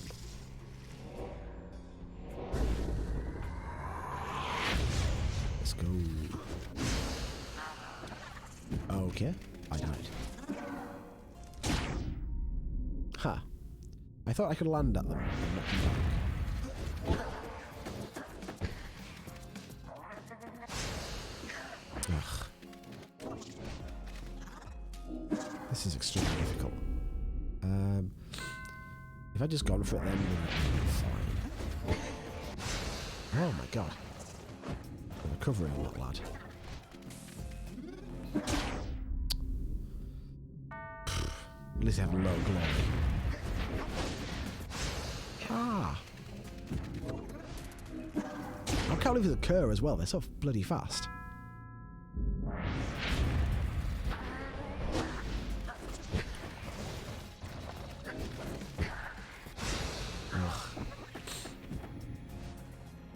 Oh, Dave got stuck. Oh, he passed it to the car. Cool. What if I do this? Ah! Oh, the cur's not there because he plunged. Okay. Get shreked. Okay. Big jump. Big jump.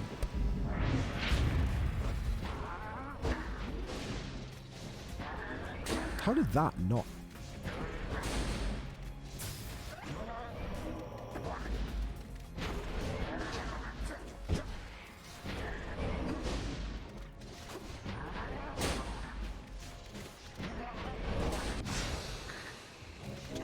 How did that not get him? How did that not get him? Like it rolled straight over him.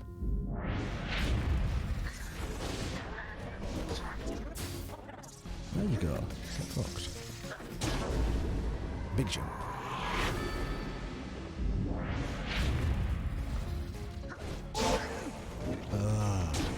Jesus Christ, the worm. Really going how? Okay, I can't get hit again. Ugh.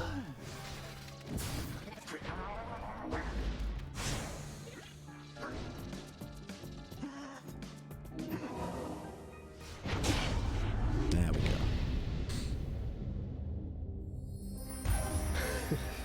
That was kind of cool actually, because the cur ran into me and killed himself on my aura. Because it's a trail. Oh, because it's a trail. Yes, of course, because I was moving away from him. So he ran into my trail, and then I managed to catch the other guy in the Pazzow. A simple test, and deserving to be called a challenge. Fucking yeah, okay. One pop away from losing.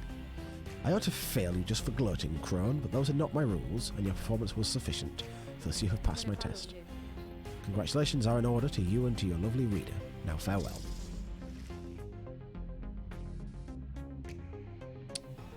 Oof.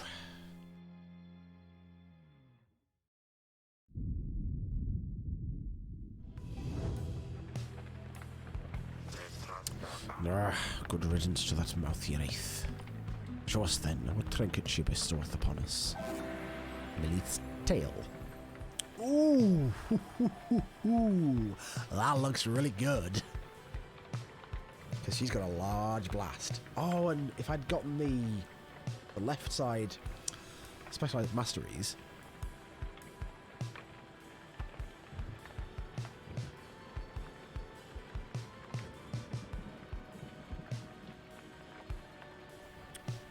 That'd be even better, because the left side masteries for her were like bigger, a wider area blast and faster charging blast or something, or faster cooldown. Let me look at that actually.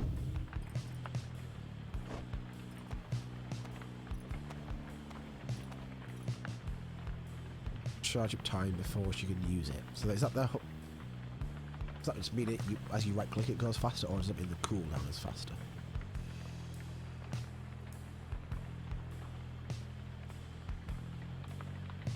And then that one is a wider angle. That's really good though. She already has a big blast. I don't know if presence. That's only aura, but not cast, right? I'm pretty sure. Ooh, I might be using some Bertrude.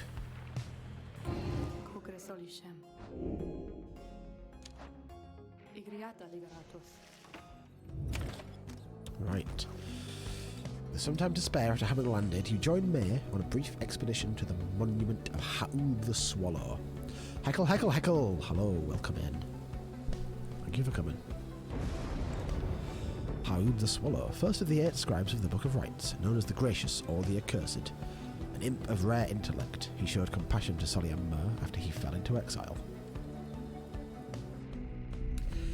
Thanks be to each of you, 8 scribes, for it is you who have united us together in this your most sacred tradition. The path and the outcome are the same, is that not so? But I need not ask, for I am sure of it, and so I shall follow unflinchingly the path you have prepared for me.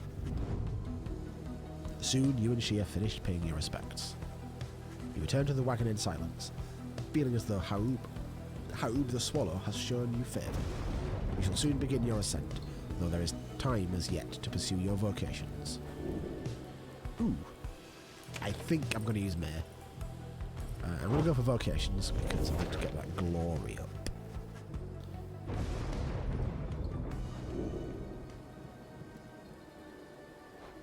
Because that seems really good. What have you come to understand of the book? Can you recite its pages yet by heart? Have you internalized its teachings? In its lack of limits, you experience yours. Righteousness. So that will... It's good for... Yeah, it's good for like the low glory dudes. 10 times? Oh, vocations 10 times. Okay, yeah. I've done the study one 7 times now. Ooh, 2 options again. Bertrude shall gain favour. Headwind. Oh, look at this. Oh, look at this.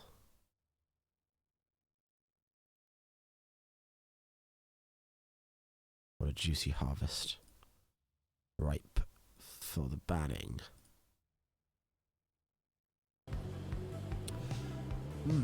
Bertrude or Headwind? Can I observe my...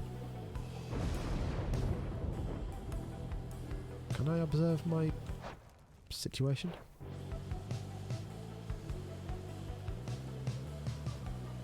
Huh. Okay. So Headwind isn't gonna level up. And I'm gonna liberate him. So let's go for Bertrude, I guess. Right. Just logically. But I do wonder if getting to level 5 does something cool. While traversing the solemn beauty on the way to the summit, you pass a monument to Jomware Manymen, and Bertrude happens to take notice. Oh, this is favour, which is a plus to a stat, I think, not experience. We do not fear thee, we do not worship thee, we seek to understand thee. We accept thy power and thy gift, but through our actions we extend thy influence. Soon you and she have finished paying your respects. As you prepare to continue your ascent, you sense that Jomware Manymen has shown you favour. 2 presents, ooh. Ooh, hoo, hoo. That's juicy.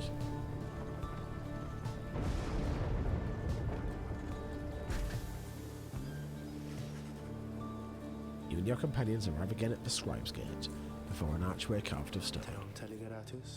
Shall we, reader? The minstrel leads you towards his counterpart, who seems unsurprised to see you all approach. The exiles of the Night Wings. And you again, Tariq? Greetings, Celeste. Aye, we have returned. The stars shine darkly these past nights. Nothing more than a portent of your arrival, is it? Likely nothing more.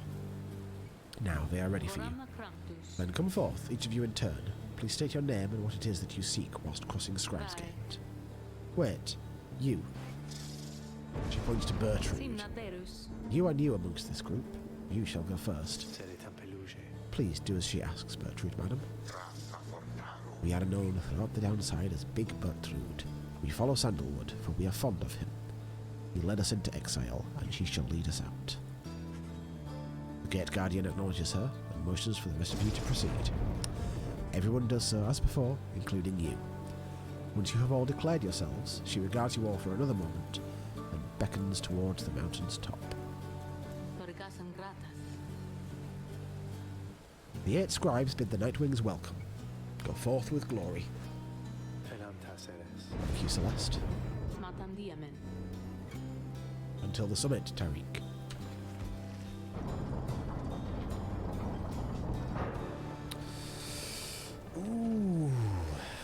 Ooh, it's juicy. We're going to face the Essence, though, and they are difficult. They're all flying bugs.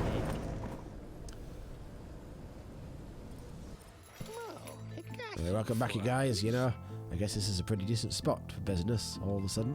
Because it used to be, it was real bad up here, you know. I'd be here and just wait and wait and wait. Sometimes it gets real cold, like I was telling you before. And stuff like that. So anyway, you buying anything or what? Sell my stuff. I can get a small Stardust thing.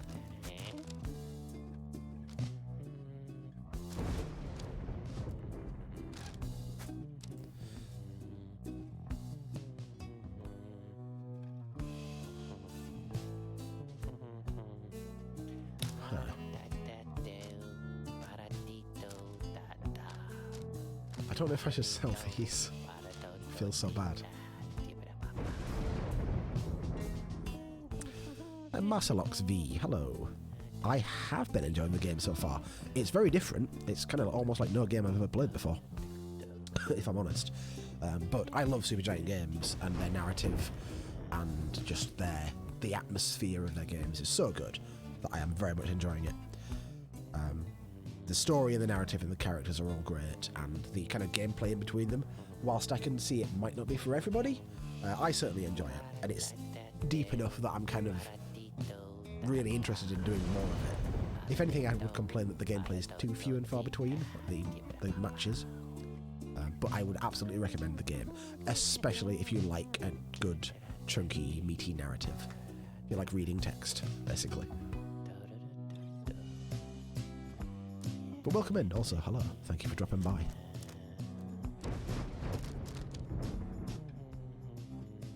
Now I'm tempted to buy one of these for Bertrude, but it's kind of a waste of money. It's good, but it's also half my money. That would be good for Bertrude, though. This is also kind of nice, to be honest. Just one extra life on your pyre.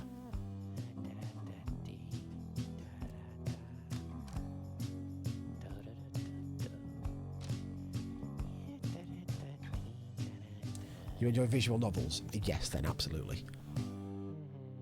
Like, you might, if someone doesn't like the rights, which are these kind of matches, the sort of the gameplay sections, I started out on normal difficulty. There's like an easy, normal, and a hard, and I think there's like a very hard, a top one as well. I started out on normal, and I found them quite trivially easy. I'm quite good at games. I'm quite quick at learning things, but they were really, really easy for me. So I think if you're not a big fan of the gameplay, you can just stick it on easy and just kind of breeze through them, or have them on normal or even hard, and just whatever happens, because you don't, as far as I'm aware, lose and are unable to progress. It always carries on the story and the game, whether you win or lose. So that's also like a cool aspect, because it means people who aren't really good don't come up against this roadblock where they can't keep playing the game and enjoying the story because they can't beat this one moment of the gameplay mechanics. So yeah, absolutely. If you like a narrative game, 100% recommend. The characters are awesome. The dialogue is all great. Yes, winning and losing does affect the story. I've lost a couple of matches, 2 or 3 I think, but I didn't lose the important ones yet. I'm about to do one now, so we'll see. But I haven't lost an important one yet. So I don't know what happens if that happens.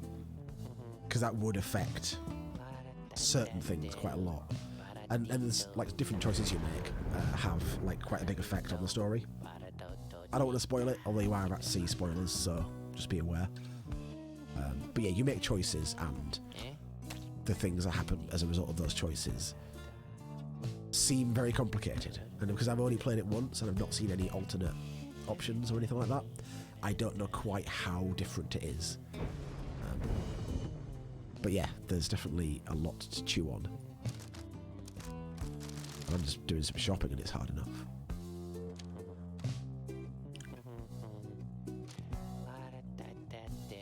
That's good.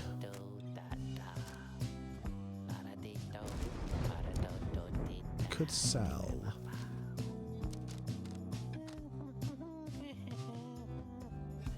Yes, so Bastion I played when it came out, or close to when it came out, and it has been what I've called it like top 5 favourite games ever since then. I loved it. And I recently replayed it and then played Transistor as well for the first time. And Transistor, I think, is pretty much on the same level with Bastion. Like, differences, but quality-wise, just as good. And then I'm now playing Pyre for the first time, and I'm soon to play Hades.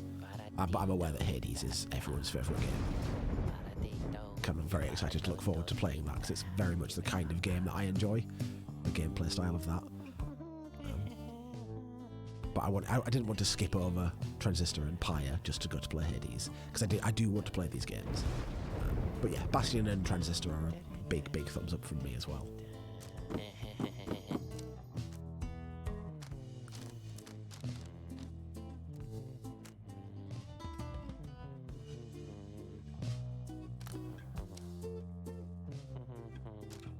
Hades is the only one you've played. Yeah, I mean, Hades has like exploded massively. I'm so happy for them that Hades has become such a big hit, because they were a little bit of a cult classic thing before. Bastion and Transistor were like really well liked by people who played them, but they were never big popular hits. But so when Hades went massive, I was so glad for them, and I was hoping that it would get a bit more attention on their older games as well. Because I mean, I'm sure Hades is so good, I have no doubt, but people are overlooking Bastion and Transistor certainly, and then this, which is very different, but the quality-wise, yeah, it's just as good easily.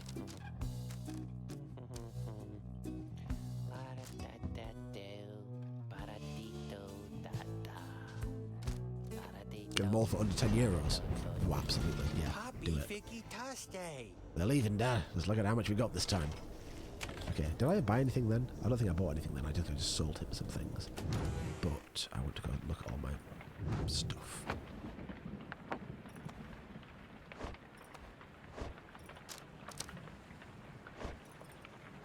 The nice thing as well about Bastion and Transistor is that they're not long, and this apparently is also not long, although it's a bit longer than they are. Bastion, I would say, for a first playthrough, about 8 hours. If you're kind of quite quick and know what you're doing and don't spend ages and ages like grinding on the grindy bits, or the optional grindy bits, I'd say 6 hours. Like my third playthrough that I did recently was 6 hours, and Transistor was about 7 or 8 hours for my first playthrough. So you're not, yeah, well, quality over quantity, yes, but also like depends on like how much time you've got in your life basically. But as someone who is increasingly running out of time with a full-time job, and I've got a kid and everything, time is very limited. So I really appreciate a game that I can just like start playing and go through to the end, and that's like the experience. I don't need to spend 20 hours grinding or 40 hours exploring every side quest or every possible optional thing. I can just play through the game and get the experience. There are things to do beyond that. Transistor has like a new game plus. Bastion has, you can kind of like do challenges to unlock things. And then it has like a score attack mode, which I haven't tried yet, like a sort of not competitive, but like a scored mode, where you do combos and things like that. And this has like apparently, which I didn't know about until my first stream or second stream of it, someone came in who was a Pyre player, and it's got like actually like a little competitive scene, because the matches can be played player versus player. So that's got like a really cool replayable element as well.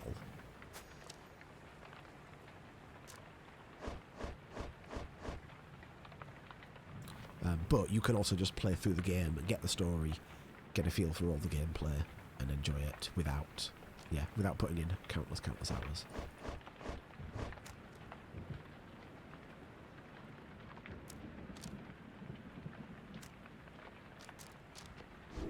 Don't know how much I can buy, really. Maybe I'll sell the thing that gives me money, because I don't use it too much. 16 is kind of cheap, but let's do it. I'm getting to the point where I need to only use things that actually help me in rights, and not things that just earn me money.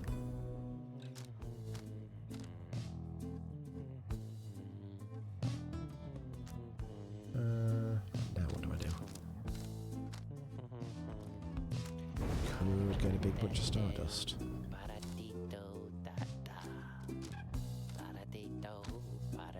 I think I kind of need to do that. Because I'm going to run out of slots otherwise. Okay. That's good.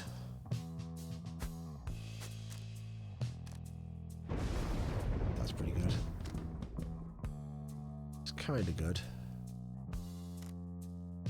This might be the one to do, though. Ooh, I got an achievement to start Duster. For getting something to level 20. Cool.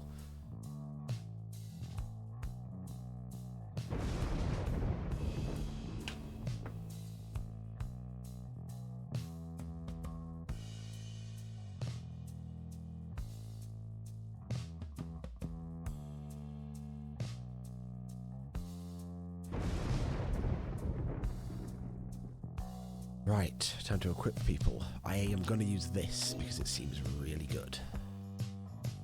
I am going to use Mare, but I don't think I'm going to use this. Quickness might be good. So Pamitha, I'm going to go for quickness. Ah, no, because I want to use this. Oh, it's difficult. I have to use this then for Mare. Oh no, because I need to use Headwind. Ah! Okay, I'm not going to use Bertrude for this fight. I will use Headwind.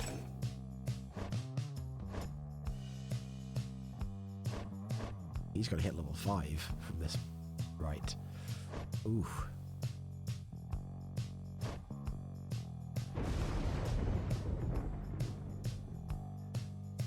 Right. Headwind, Mare, Pamitha. That seems good. I hope that seems good.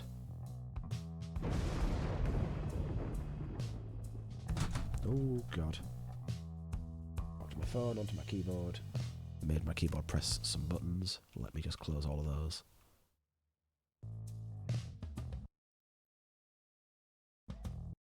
Oh, stop. Okay.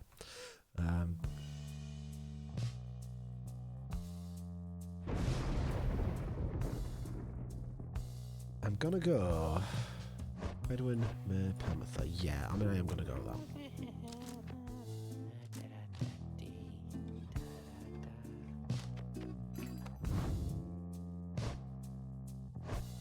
Maybe I'll do this. I'm gonna give Headwind the Moon Crest.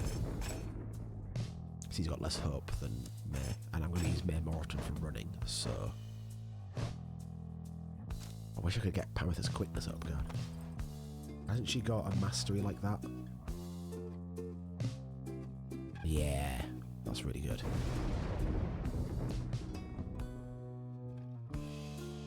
Okay. Okay. Whew. Right, this is the big one. This is the big leagues. Let's see. And I'm fighting against the Essence, which is one of the triumvirates which I have lost to before.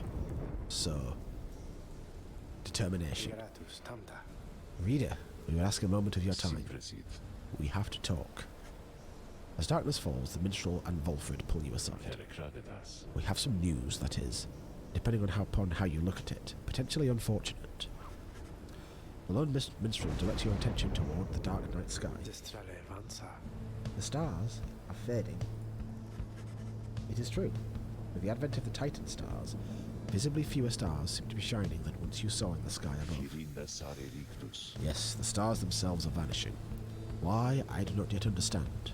What it indicates is this. The rites are drawing to an inexorable end. The light of the stars. Without it, the rites would be unable to commence. Anyway, that is the bad news. Good news is there are lots of stars to go. How many liberation rites remain, I do not know as yet. The arithmetic is complicated. An estimation of the number of the stars, the rate at which they'll fade, the accelerating rate at which we're being summoned here. Anyway, I'll work it out as soon as possible. For now, I felt that you should be aware. We can inform the others in due time. At the moment, though, they have this right to think about. And so do you. Look forth. As the stars above begin to shine, Volfra's words begin to sink in. It seems you have a limited number of chances remaining to liberate your companions, including this one now. So what it's going to do is give us enough rights to get all but 2, I think. Maybe, maybe not, but it kind of seems like that might be what it's leaning towards. Well, no, I am not doing any of these. These are the things that make it harder. Sylvius Horse-Headed. That was not that bad, but the benefit's so small that I'm not going to bother.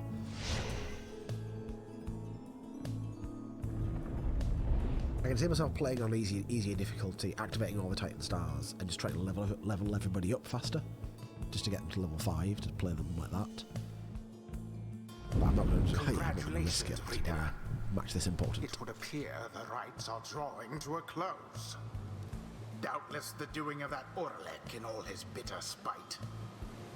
For now, your exiles have another chance at freedom here upon the fall of Solium. So too do your adversaries, the Essence. They fought so very bravely for this moment. Whichever side prevails soon shall send one of its own into the warm embrace of civilization. It's so tempting to put Pamitha up front so that she gets liberated because it's Pamitha versus Tamitha, her sister, but I don't want to do that.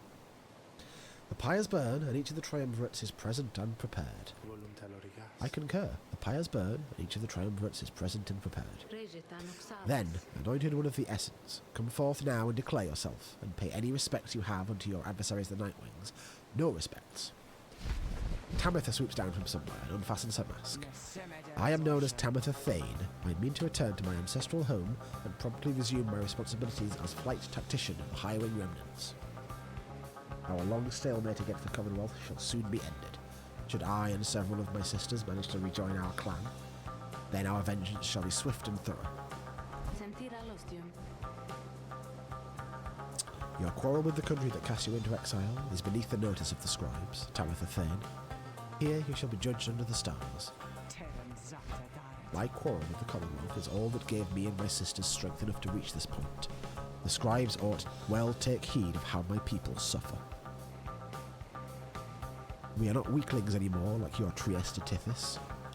We shall not fall in line with flightless fools and their naked attempts to subsume our heritage, our culture. Speak not again, Thos of the Saint, or you shall be expelled, Tamitha Thane. Tamitha scoffs, then turns her attention towards your side. And Nightwings, as for you, the fury we shall imminently show is nothing in comparison to the hatred growing for your Commonwealth in the mountains on the other side. She signals to her sisters to ready themselves. You seek your freedom, but there shall be nothing save for devastation, should you manage to return.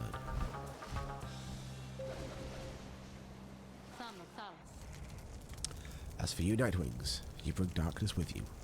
What have you wrought upon the stars? Celeste, please. We do not know what is amiss here. The Nightwings have come only to see what the liberation is carried out. Indeed. Then make your choice, Nightwings. Who among you is to be anointed here? Who shall return to glory? And this is the choice. Because we can choose to free one of our members. And to send them back to civilization. And I've already made my mind up. It is going to be Headwind.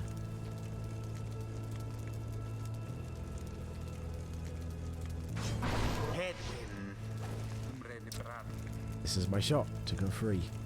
But I can't just leave the rest of you. Who shall be at his side? Yeah? May. Oh, I can help. I think I can help. And... Ooh. Sure, let's get him out of here then.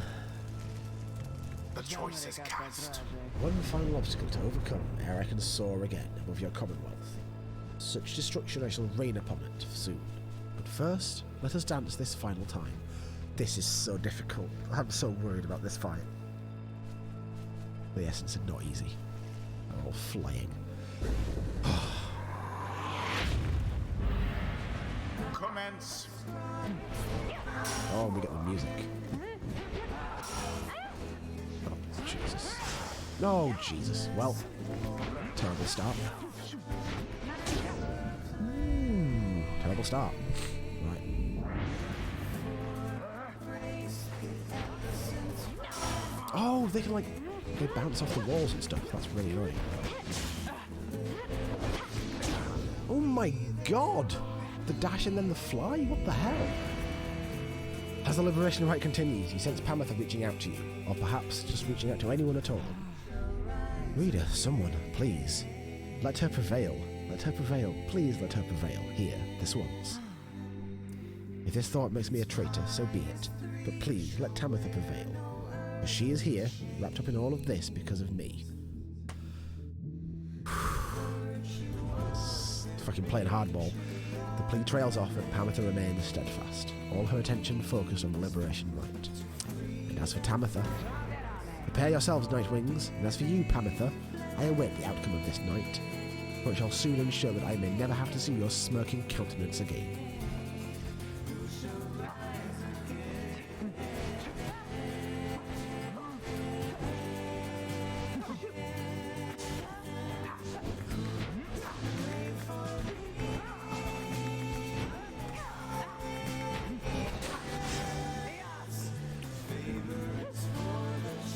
Go fast. May so whoa! Seriously? Oh, that was good. Can I have the ball, please? Jesus, give me the ball! Oh no. That was a disaster. Yes! Right, get Pamitha into that dunk position. Oh, they've got like a really high health pyre. It's terrible. Oh, that's really hard to dodge, Jesus.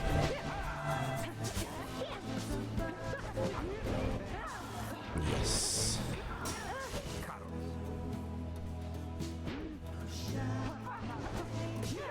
What the hell just happened?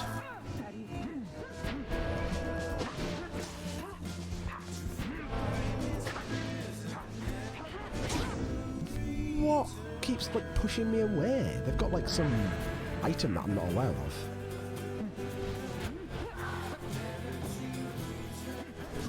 Oh no.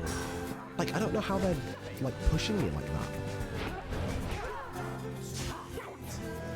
That's not how the game works, as far as I'm aware.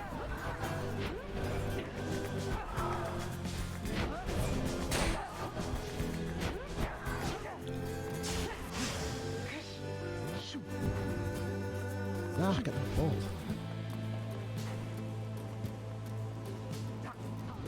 No! Like, how does she respawn that quickly? Okay, go. The push! Like... I wish I knew what that was. Or if I could, like, avoid it or something. No! I'm gonna lose this. This is going terribly. Like, they've got some... There's some mechanic that I'm not aware of. Which is really annoying, because I feel like I'm not really, like, able to counter it, because it's something that I'm not familiar with.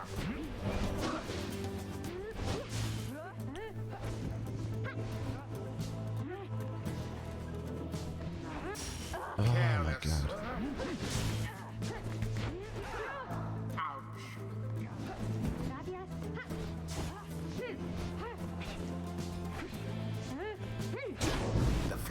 of something. If I win this, I'm going to be so impressed with myself. I've set myself such a disadvantage. I don't know about that. I feel like I jumped over her. Tamatha banished.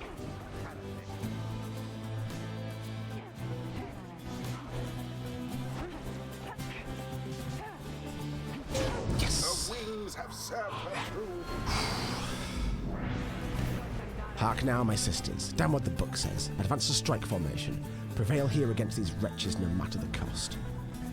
In disregard for the ways of the right, Tamatha Thane has ordered her triumvirate to push further afield, adopting an even more aggressive stance for the remainder of this rite.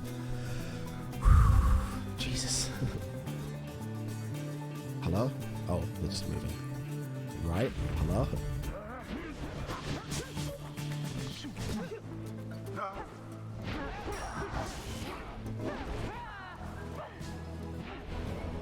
Go! Yes! In the name of Solium. Oh, one more dunk from...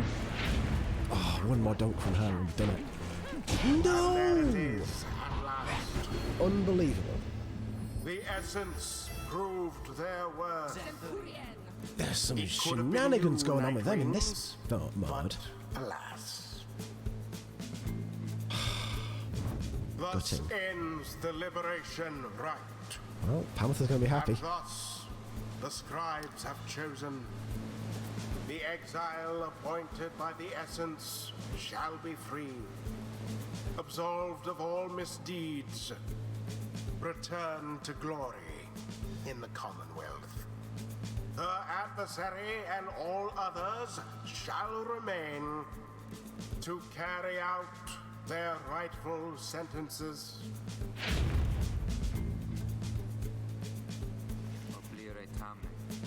Seems I won't be going free this day, but you know what? I had myself a little taste of it back there, and it's enough to tide me over for a while. Wasn't ready to leave you all anywhere.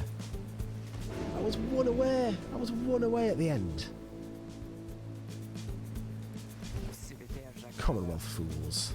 How fitting that traditions such as this should spring forth from a culture such as yours.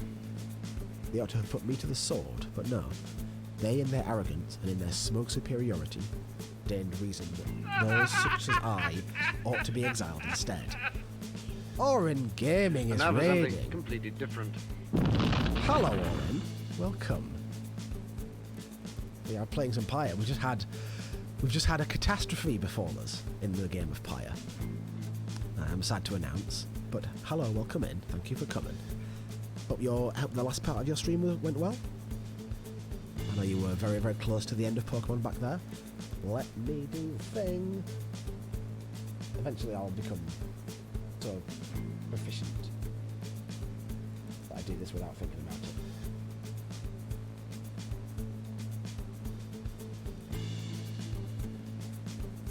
Oh, you were playing I'm on observation duty. Interesting. How's that going? The stream's been going nicely. I've had a couple of successful rights, like nothing too worrying. And then this one, which they almost thrashed me, and then I pulled it back to within one goal each side, basically. Sudden death almost. And then they managed to get it in the end with some janky tactics.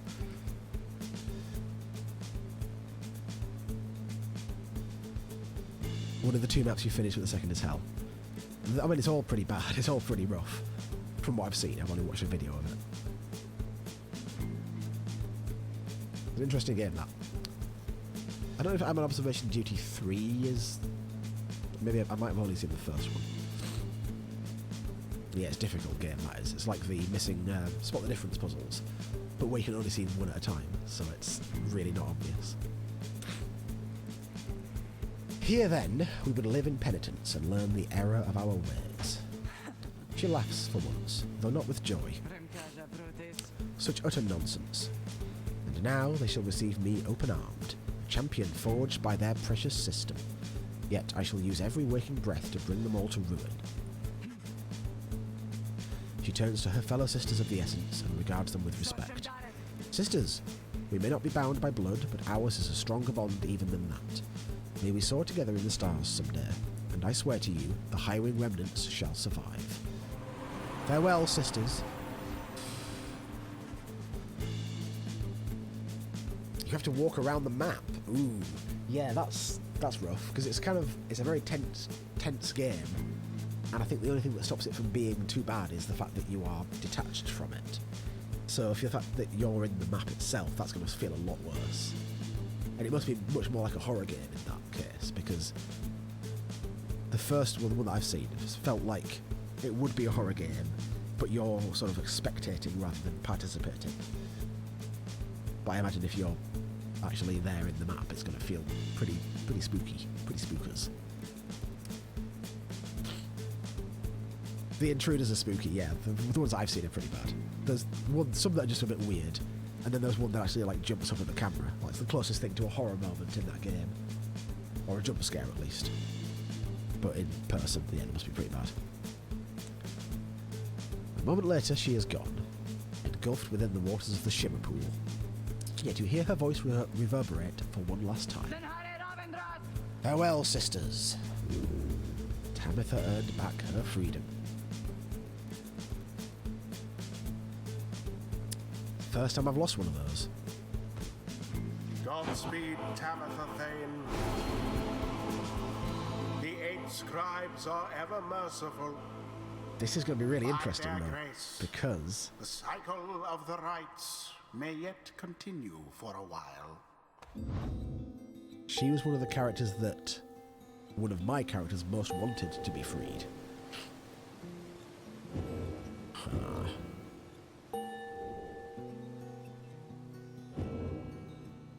Oh, we don't even get bonus XP for this.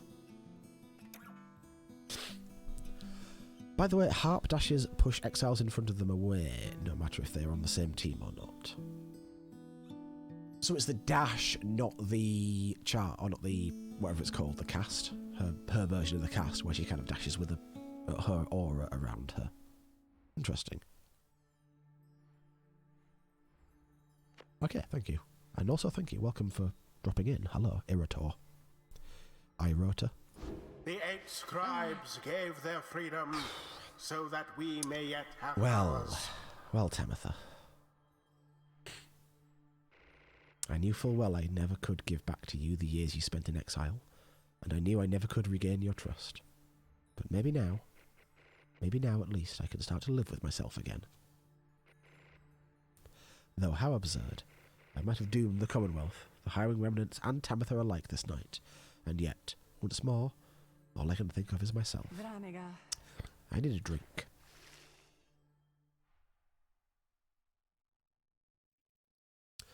I mean, I kind of noticed that there was some pushing going on, but it was just really hard to predict or account for, I feel like. Or its area of effect was just bigger than I could quite deal with. After the liberation rite, you find Tamitha drinking alone. Everyone else seems to be off doing something equivalent. You are about to leave her when she looks up at you.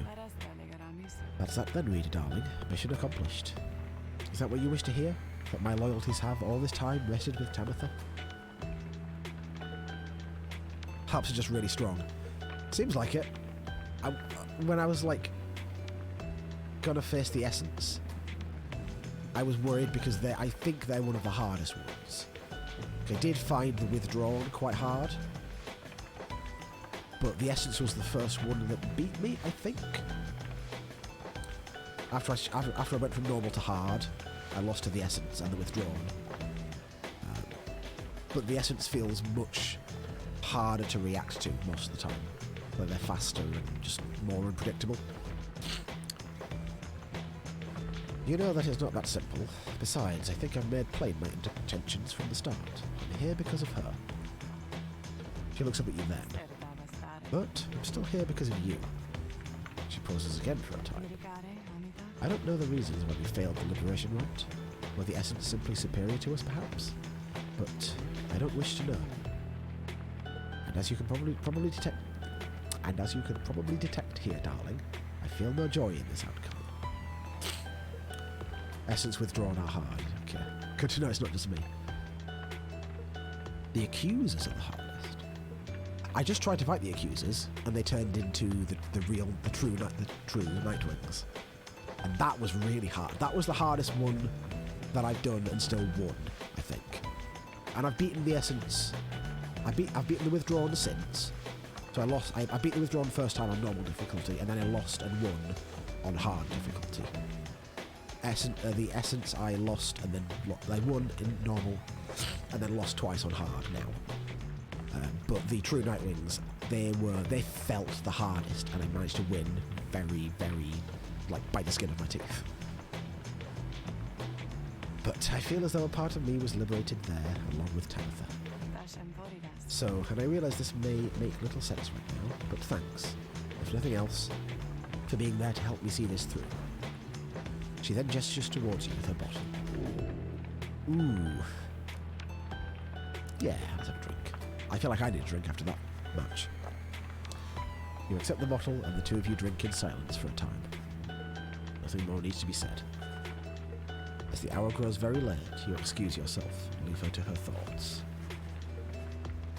If Pamitha ever was conflicted in her intentions, you sense that now she is fully committed to the group. She has nothing else to strive for. Then Volfred asks the group to gather. He said you know what news he is about to share. Everyone, I must apologise to bring such news at this late hour, but I felt you all will wish to know as soon as possible.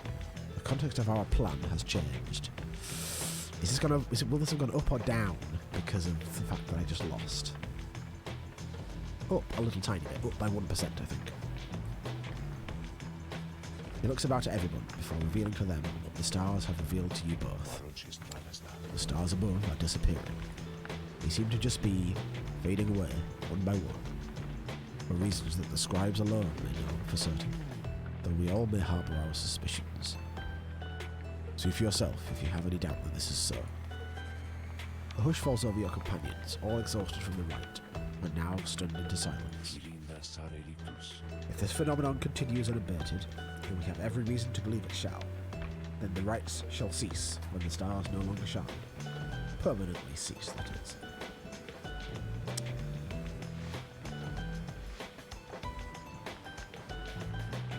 Your companions exchange glances. You sense negative emotions rising. Confusion. Fear. Before, I gave you the impression that should the Nightwings not prevail in a liberation rite, there would be other chances. This remains so. However, our chances are now numbered. The exact number I have yet to ascertain. But to be quite frank, there are more of us than we have chances left. That's what I thought. You sense your fellow exiles are beginning to realise what this means. I know this must be difficult to hear, but it is not to be a cause for panic. Our plan remains essentially unchanged. We shall take which opportunities arise and return as many as we can. I urge you all to take whatever time you need to think this through. At dawn, we shall head south again to Moonlight Alcove. We can discuss this further then. Now please get some rest. Our path grows harder, though not insurmountable. But while we stand together, we can still prevail. The group disperses. Some whisper in hushed tones, others turn to their quarters, speechless. There will be time later to better understand this omen. Oh, Hedwyn. You can tell something is troubling Hedwyn from the moment you approach. You are not the only one either. Looks like a case of broken heart to me there, reader darling. Trust me on that one. Hedwyn overhears. It's nothing. I think the travel's catching up with me is all. You don't make much of a liar, Hedwyn, darling. Now then, let's have her name. Or his. That obvious, is it? That obvious. Now go on. Hedwyn hesitates a while, then... Her name was Fikani. She's got cool hair. Someone for whom Hedwyn cares deeply. They were separated in the Commonwealth. Fikani? Why, that's a harp name. Ooh. Ooh. Ooh. He deserted his post to be with a lady, and then they got attacked by harps. Right? That's what happened, pretty much. He wasn't on watch because he was rolling in the hair. Ooh. Yes, she's from the mountains, same as you. You don't mean Fikani Shang, do you? We feared her lost in the gorge. Pyre? What? You know her? Come on, Hedwyn, how many of us harps do you think there are? Your Commonwealth has been rather successful scouring my people from our world. But yes, Vikani Shang and I had spent some time together in the past.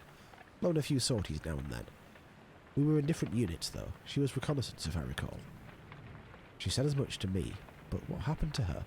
When you were sentenced, it was about a year after me, wasn't it? So maybe... She was alive and well when last I saw her. Got back from the gorge with a few scrapes and some good information. Granted, that was several years ago. Who knows what could have happened since? Though I must say she has never mentioned you. I'm impressed she managed to keep secret your relationship. She could have gotten herself into some real trouble. You keep her secret too, please. Oh, don't worry about me. Down here I'm in no position to betray any more of my people. And besides, I liked Vikani. And you're not bad either. Well, this is rather sweet. Hedwyn just stares at her. I'm sorry, Hedwyn. I wasn't trying to make light. I wish that I could tell you more about her, though I think that you must know her better than I do. Yeah, look, I'm sorry too. I didn't mean to get on your case about it. It's just... I don't like to talk about it much. It's a lot to have to explain. I understand completely. So then, now that the awkward introductions are out of the way, could you tell me any more about what she was like?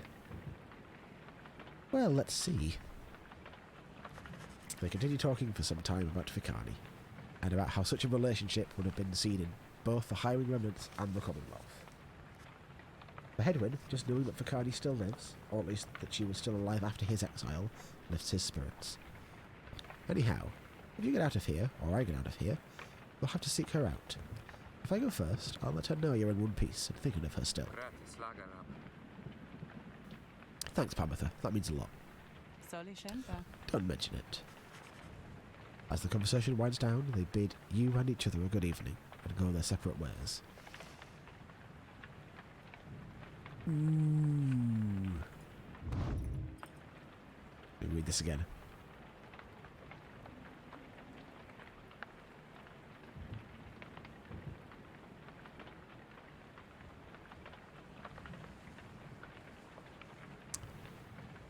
So this is just changed, right? I don't think this is what it said before. This has brought in this new information.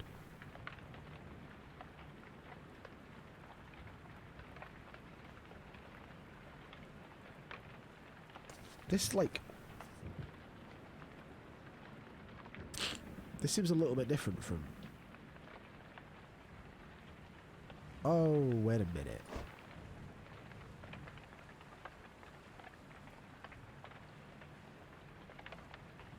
I might be mixing him up a little bit with Gilman's story.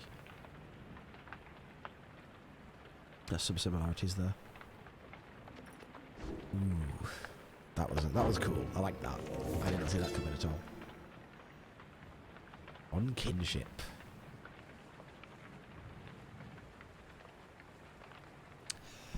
Each one of us within the Eight, besides the Imp Haub, we would have perished in the downside had we not found each other and together formed our union. Here, in the downside, all are bound, but that which binds us here does have some latitude. We chose the bond of kinship. Our exile took precedence over our differences. The Empire, which had subjugated all our kind into a tense alliance, shall give way to a society in which our differences are paramount. There may you embrace your ancient cultures, whilst jointly forming a great culture all its own. Next to mercy, it is kinship that shall form the bedrock of our Commonwealth. So this is... Oh, wait. I didn't read these, did I? Okay, let me go through these then. We the Eight assembled here together in the downside, and we gave our freedom so that you may yet have yours. It is an exchange we have not lightly made.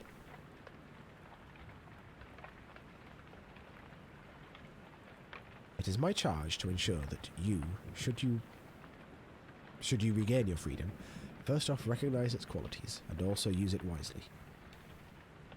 You do not need a pair of wings in order to be free. My own wings, I once thought that they could take me anywhere, and then they took me here where I am bound. It is your charge to be free, and not to make the same mistakes. Spring from here and learn from what we did, and build a new and great society. A free society with wings spread wide for everyone.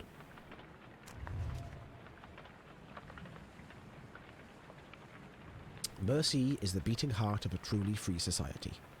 Mercy, even for the perpetrators of the darkest deeds. As our liege Solian Mer drifted in an ocean of regret, he found their mercy, or rather it found him, and it saved his life. Mercy, freedom, they are intertwined. A society which raises a clenched fist against its own shall follow the doomed path of the Empire of Sar. Ours shall be a merciful society. May the perpetrators of the darkest deeds be sent to join us here, where they may learn as we have. Mercy shall engender union among all our different kind.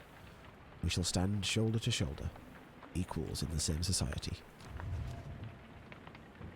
Yep, and that's it. So we're now caught up with the book. We finished reading all the pages that we've got. And that, I think... let me roll on down to Moonlight Archive to see what's going on here. And then I think that's probably going to be time. Oh, we'll go too late tonight, because I do have my last day of work for the year tomorrow. Good morning, everyone.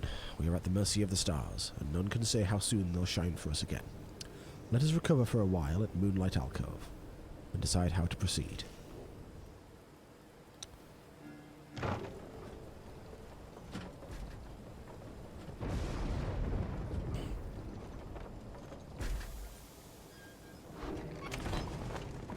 Bide your time.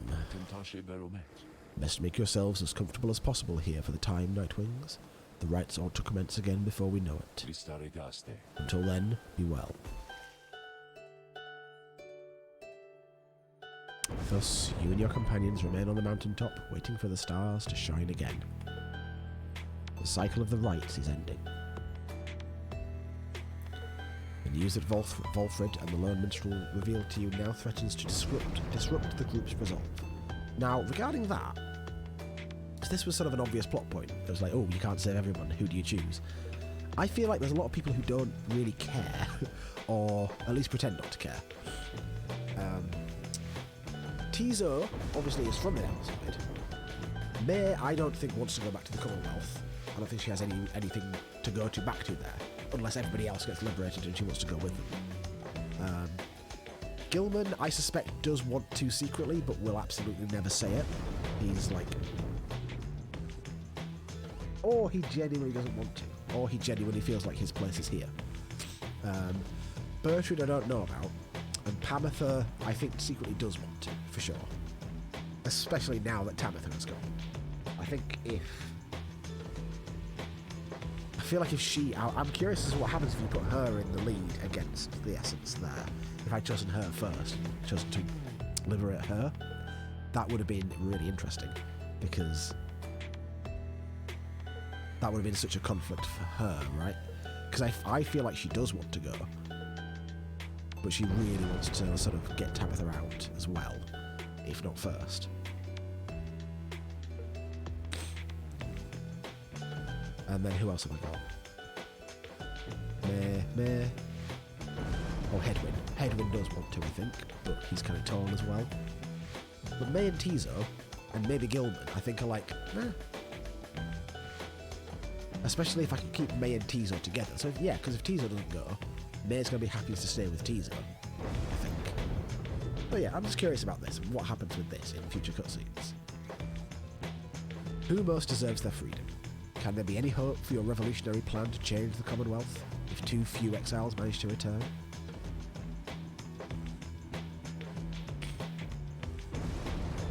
These questions hang like a fog over you and your companions, as you linger there on Mount Elodiel. For now, the exiles of the Nightwings vow to stick together. For as many opportunities as they shall have. Many moons pass. One cold evening, Volfred finds you off on your own. More chapters. Well, my girl, it's time once more. Come see. Volfred indicates the sky, and through the snow you see that he is right. Soon all of your companions are gathered, Volfred regards the group in his steady manner. As you all know, I have refrained from participating in the rites myself. This was a long-held choice of mine, for a variety of reasons. Chief among those reasons is so that I might direct our plan. Free from unwanted attention, both from our adversaries here and those who would oppose us in the Commonwealth. Another reason is my past experience conducting the rites. It did not end on good terms. Before my time, the Nightwings comprised 3 exiles, Brighton, Orissa, and Oralek. Little Tizo was with them as well, still learning in their ways.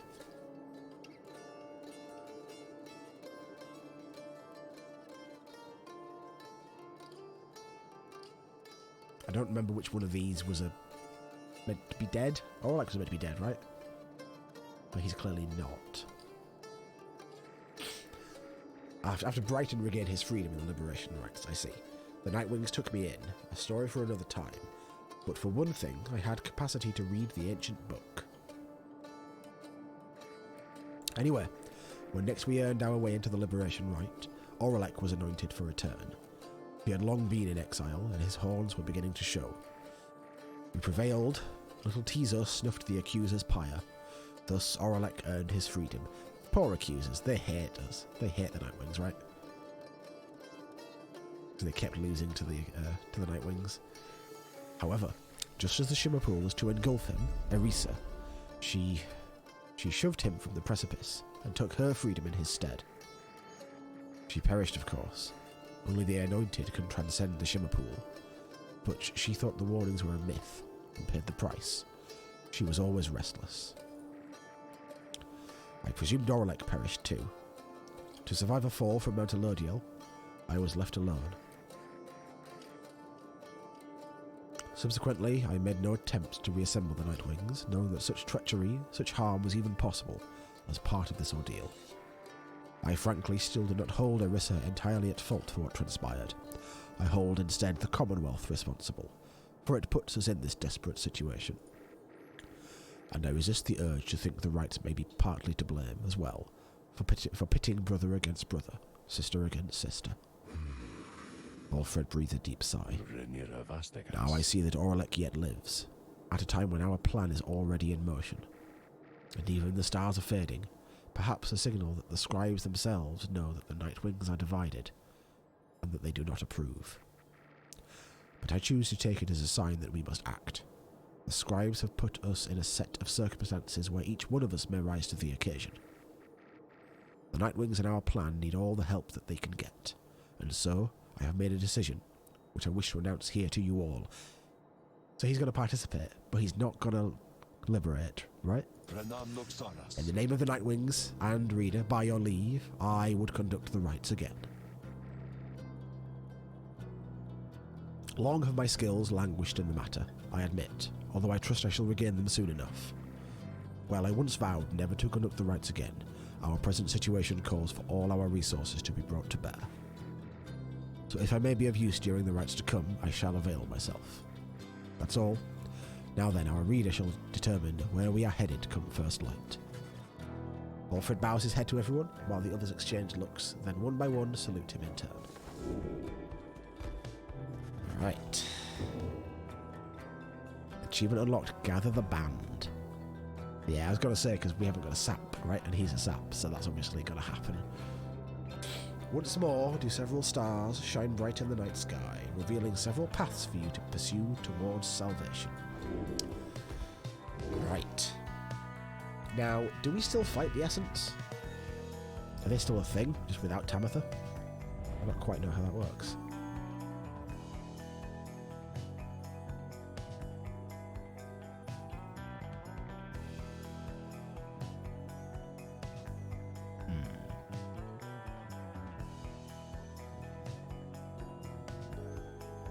Dissidents. They're tricky. Jumware. They're theoretically easy. And then the accusers. So I still want to face the accusers again, because I haven't yet. Go for them.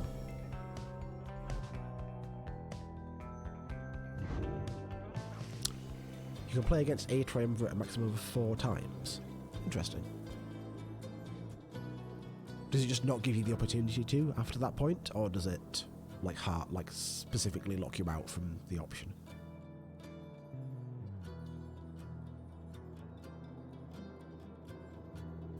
Very well then, reader. Once more, you shall face Lendl and the accusers when the stars align.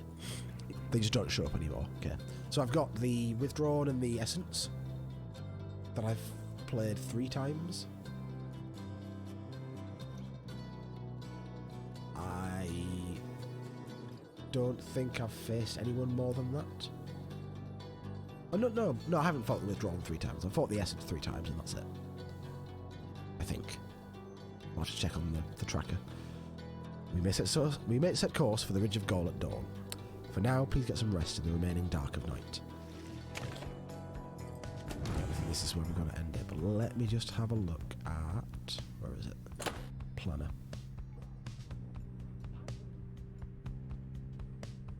Can I see the head-to-head?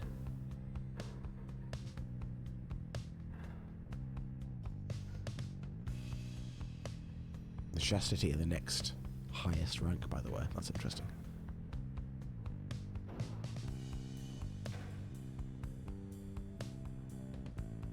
Okay, with me. 010101. Oh, I have played the Fate 3 times. Yes, I have. That rings a bell. And the Withdrawn 3 times as well, okay. Oh, right, because they were the Liberation Rite last time. Which scared me, but I managed to beat them fine. And then the Essence have beat us twice. So the Essence don't show up anymore because they've liberated. Is that right? So they're not going to show up again.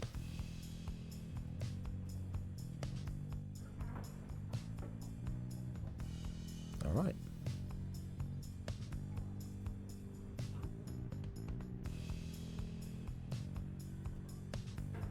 I can't believe how close that right was as well. It came down to the next dunk. Like if I'd gotten Tamitha to the dunk, like to fly it in, she would have gotten just enough damage to destroy it. But no.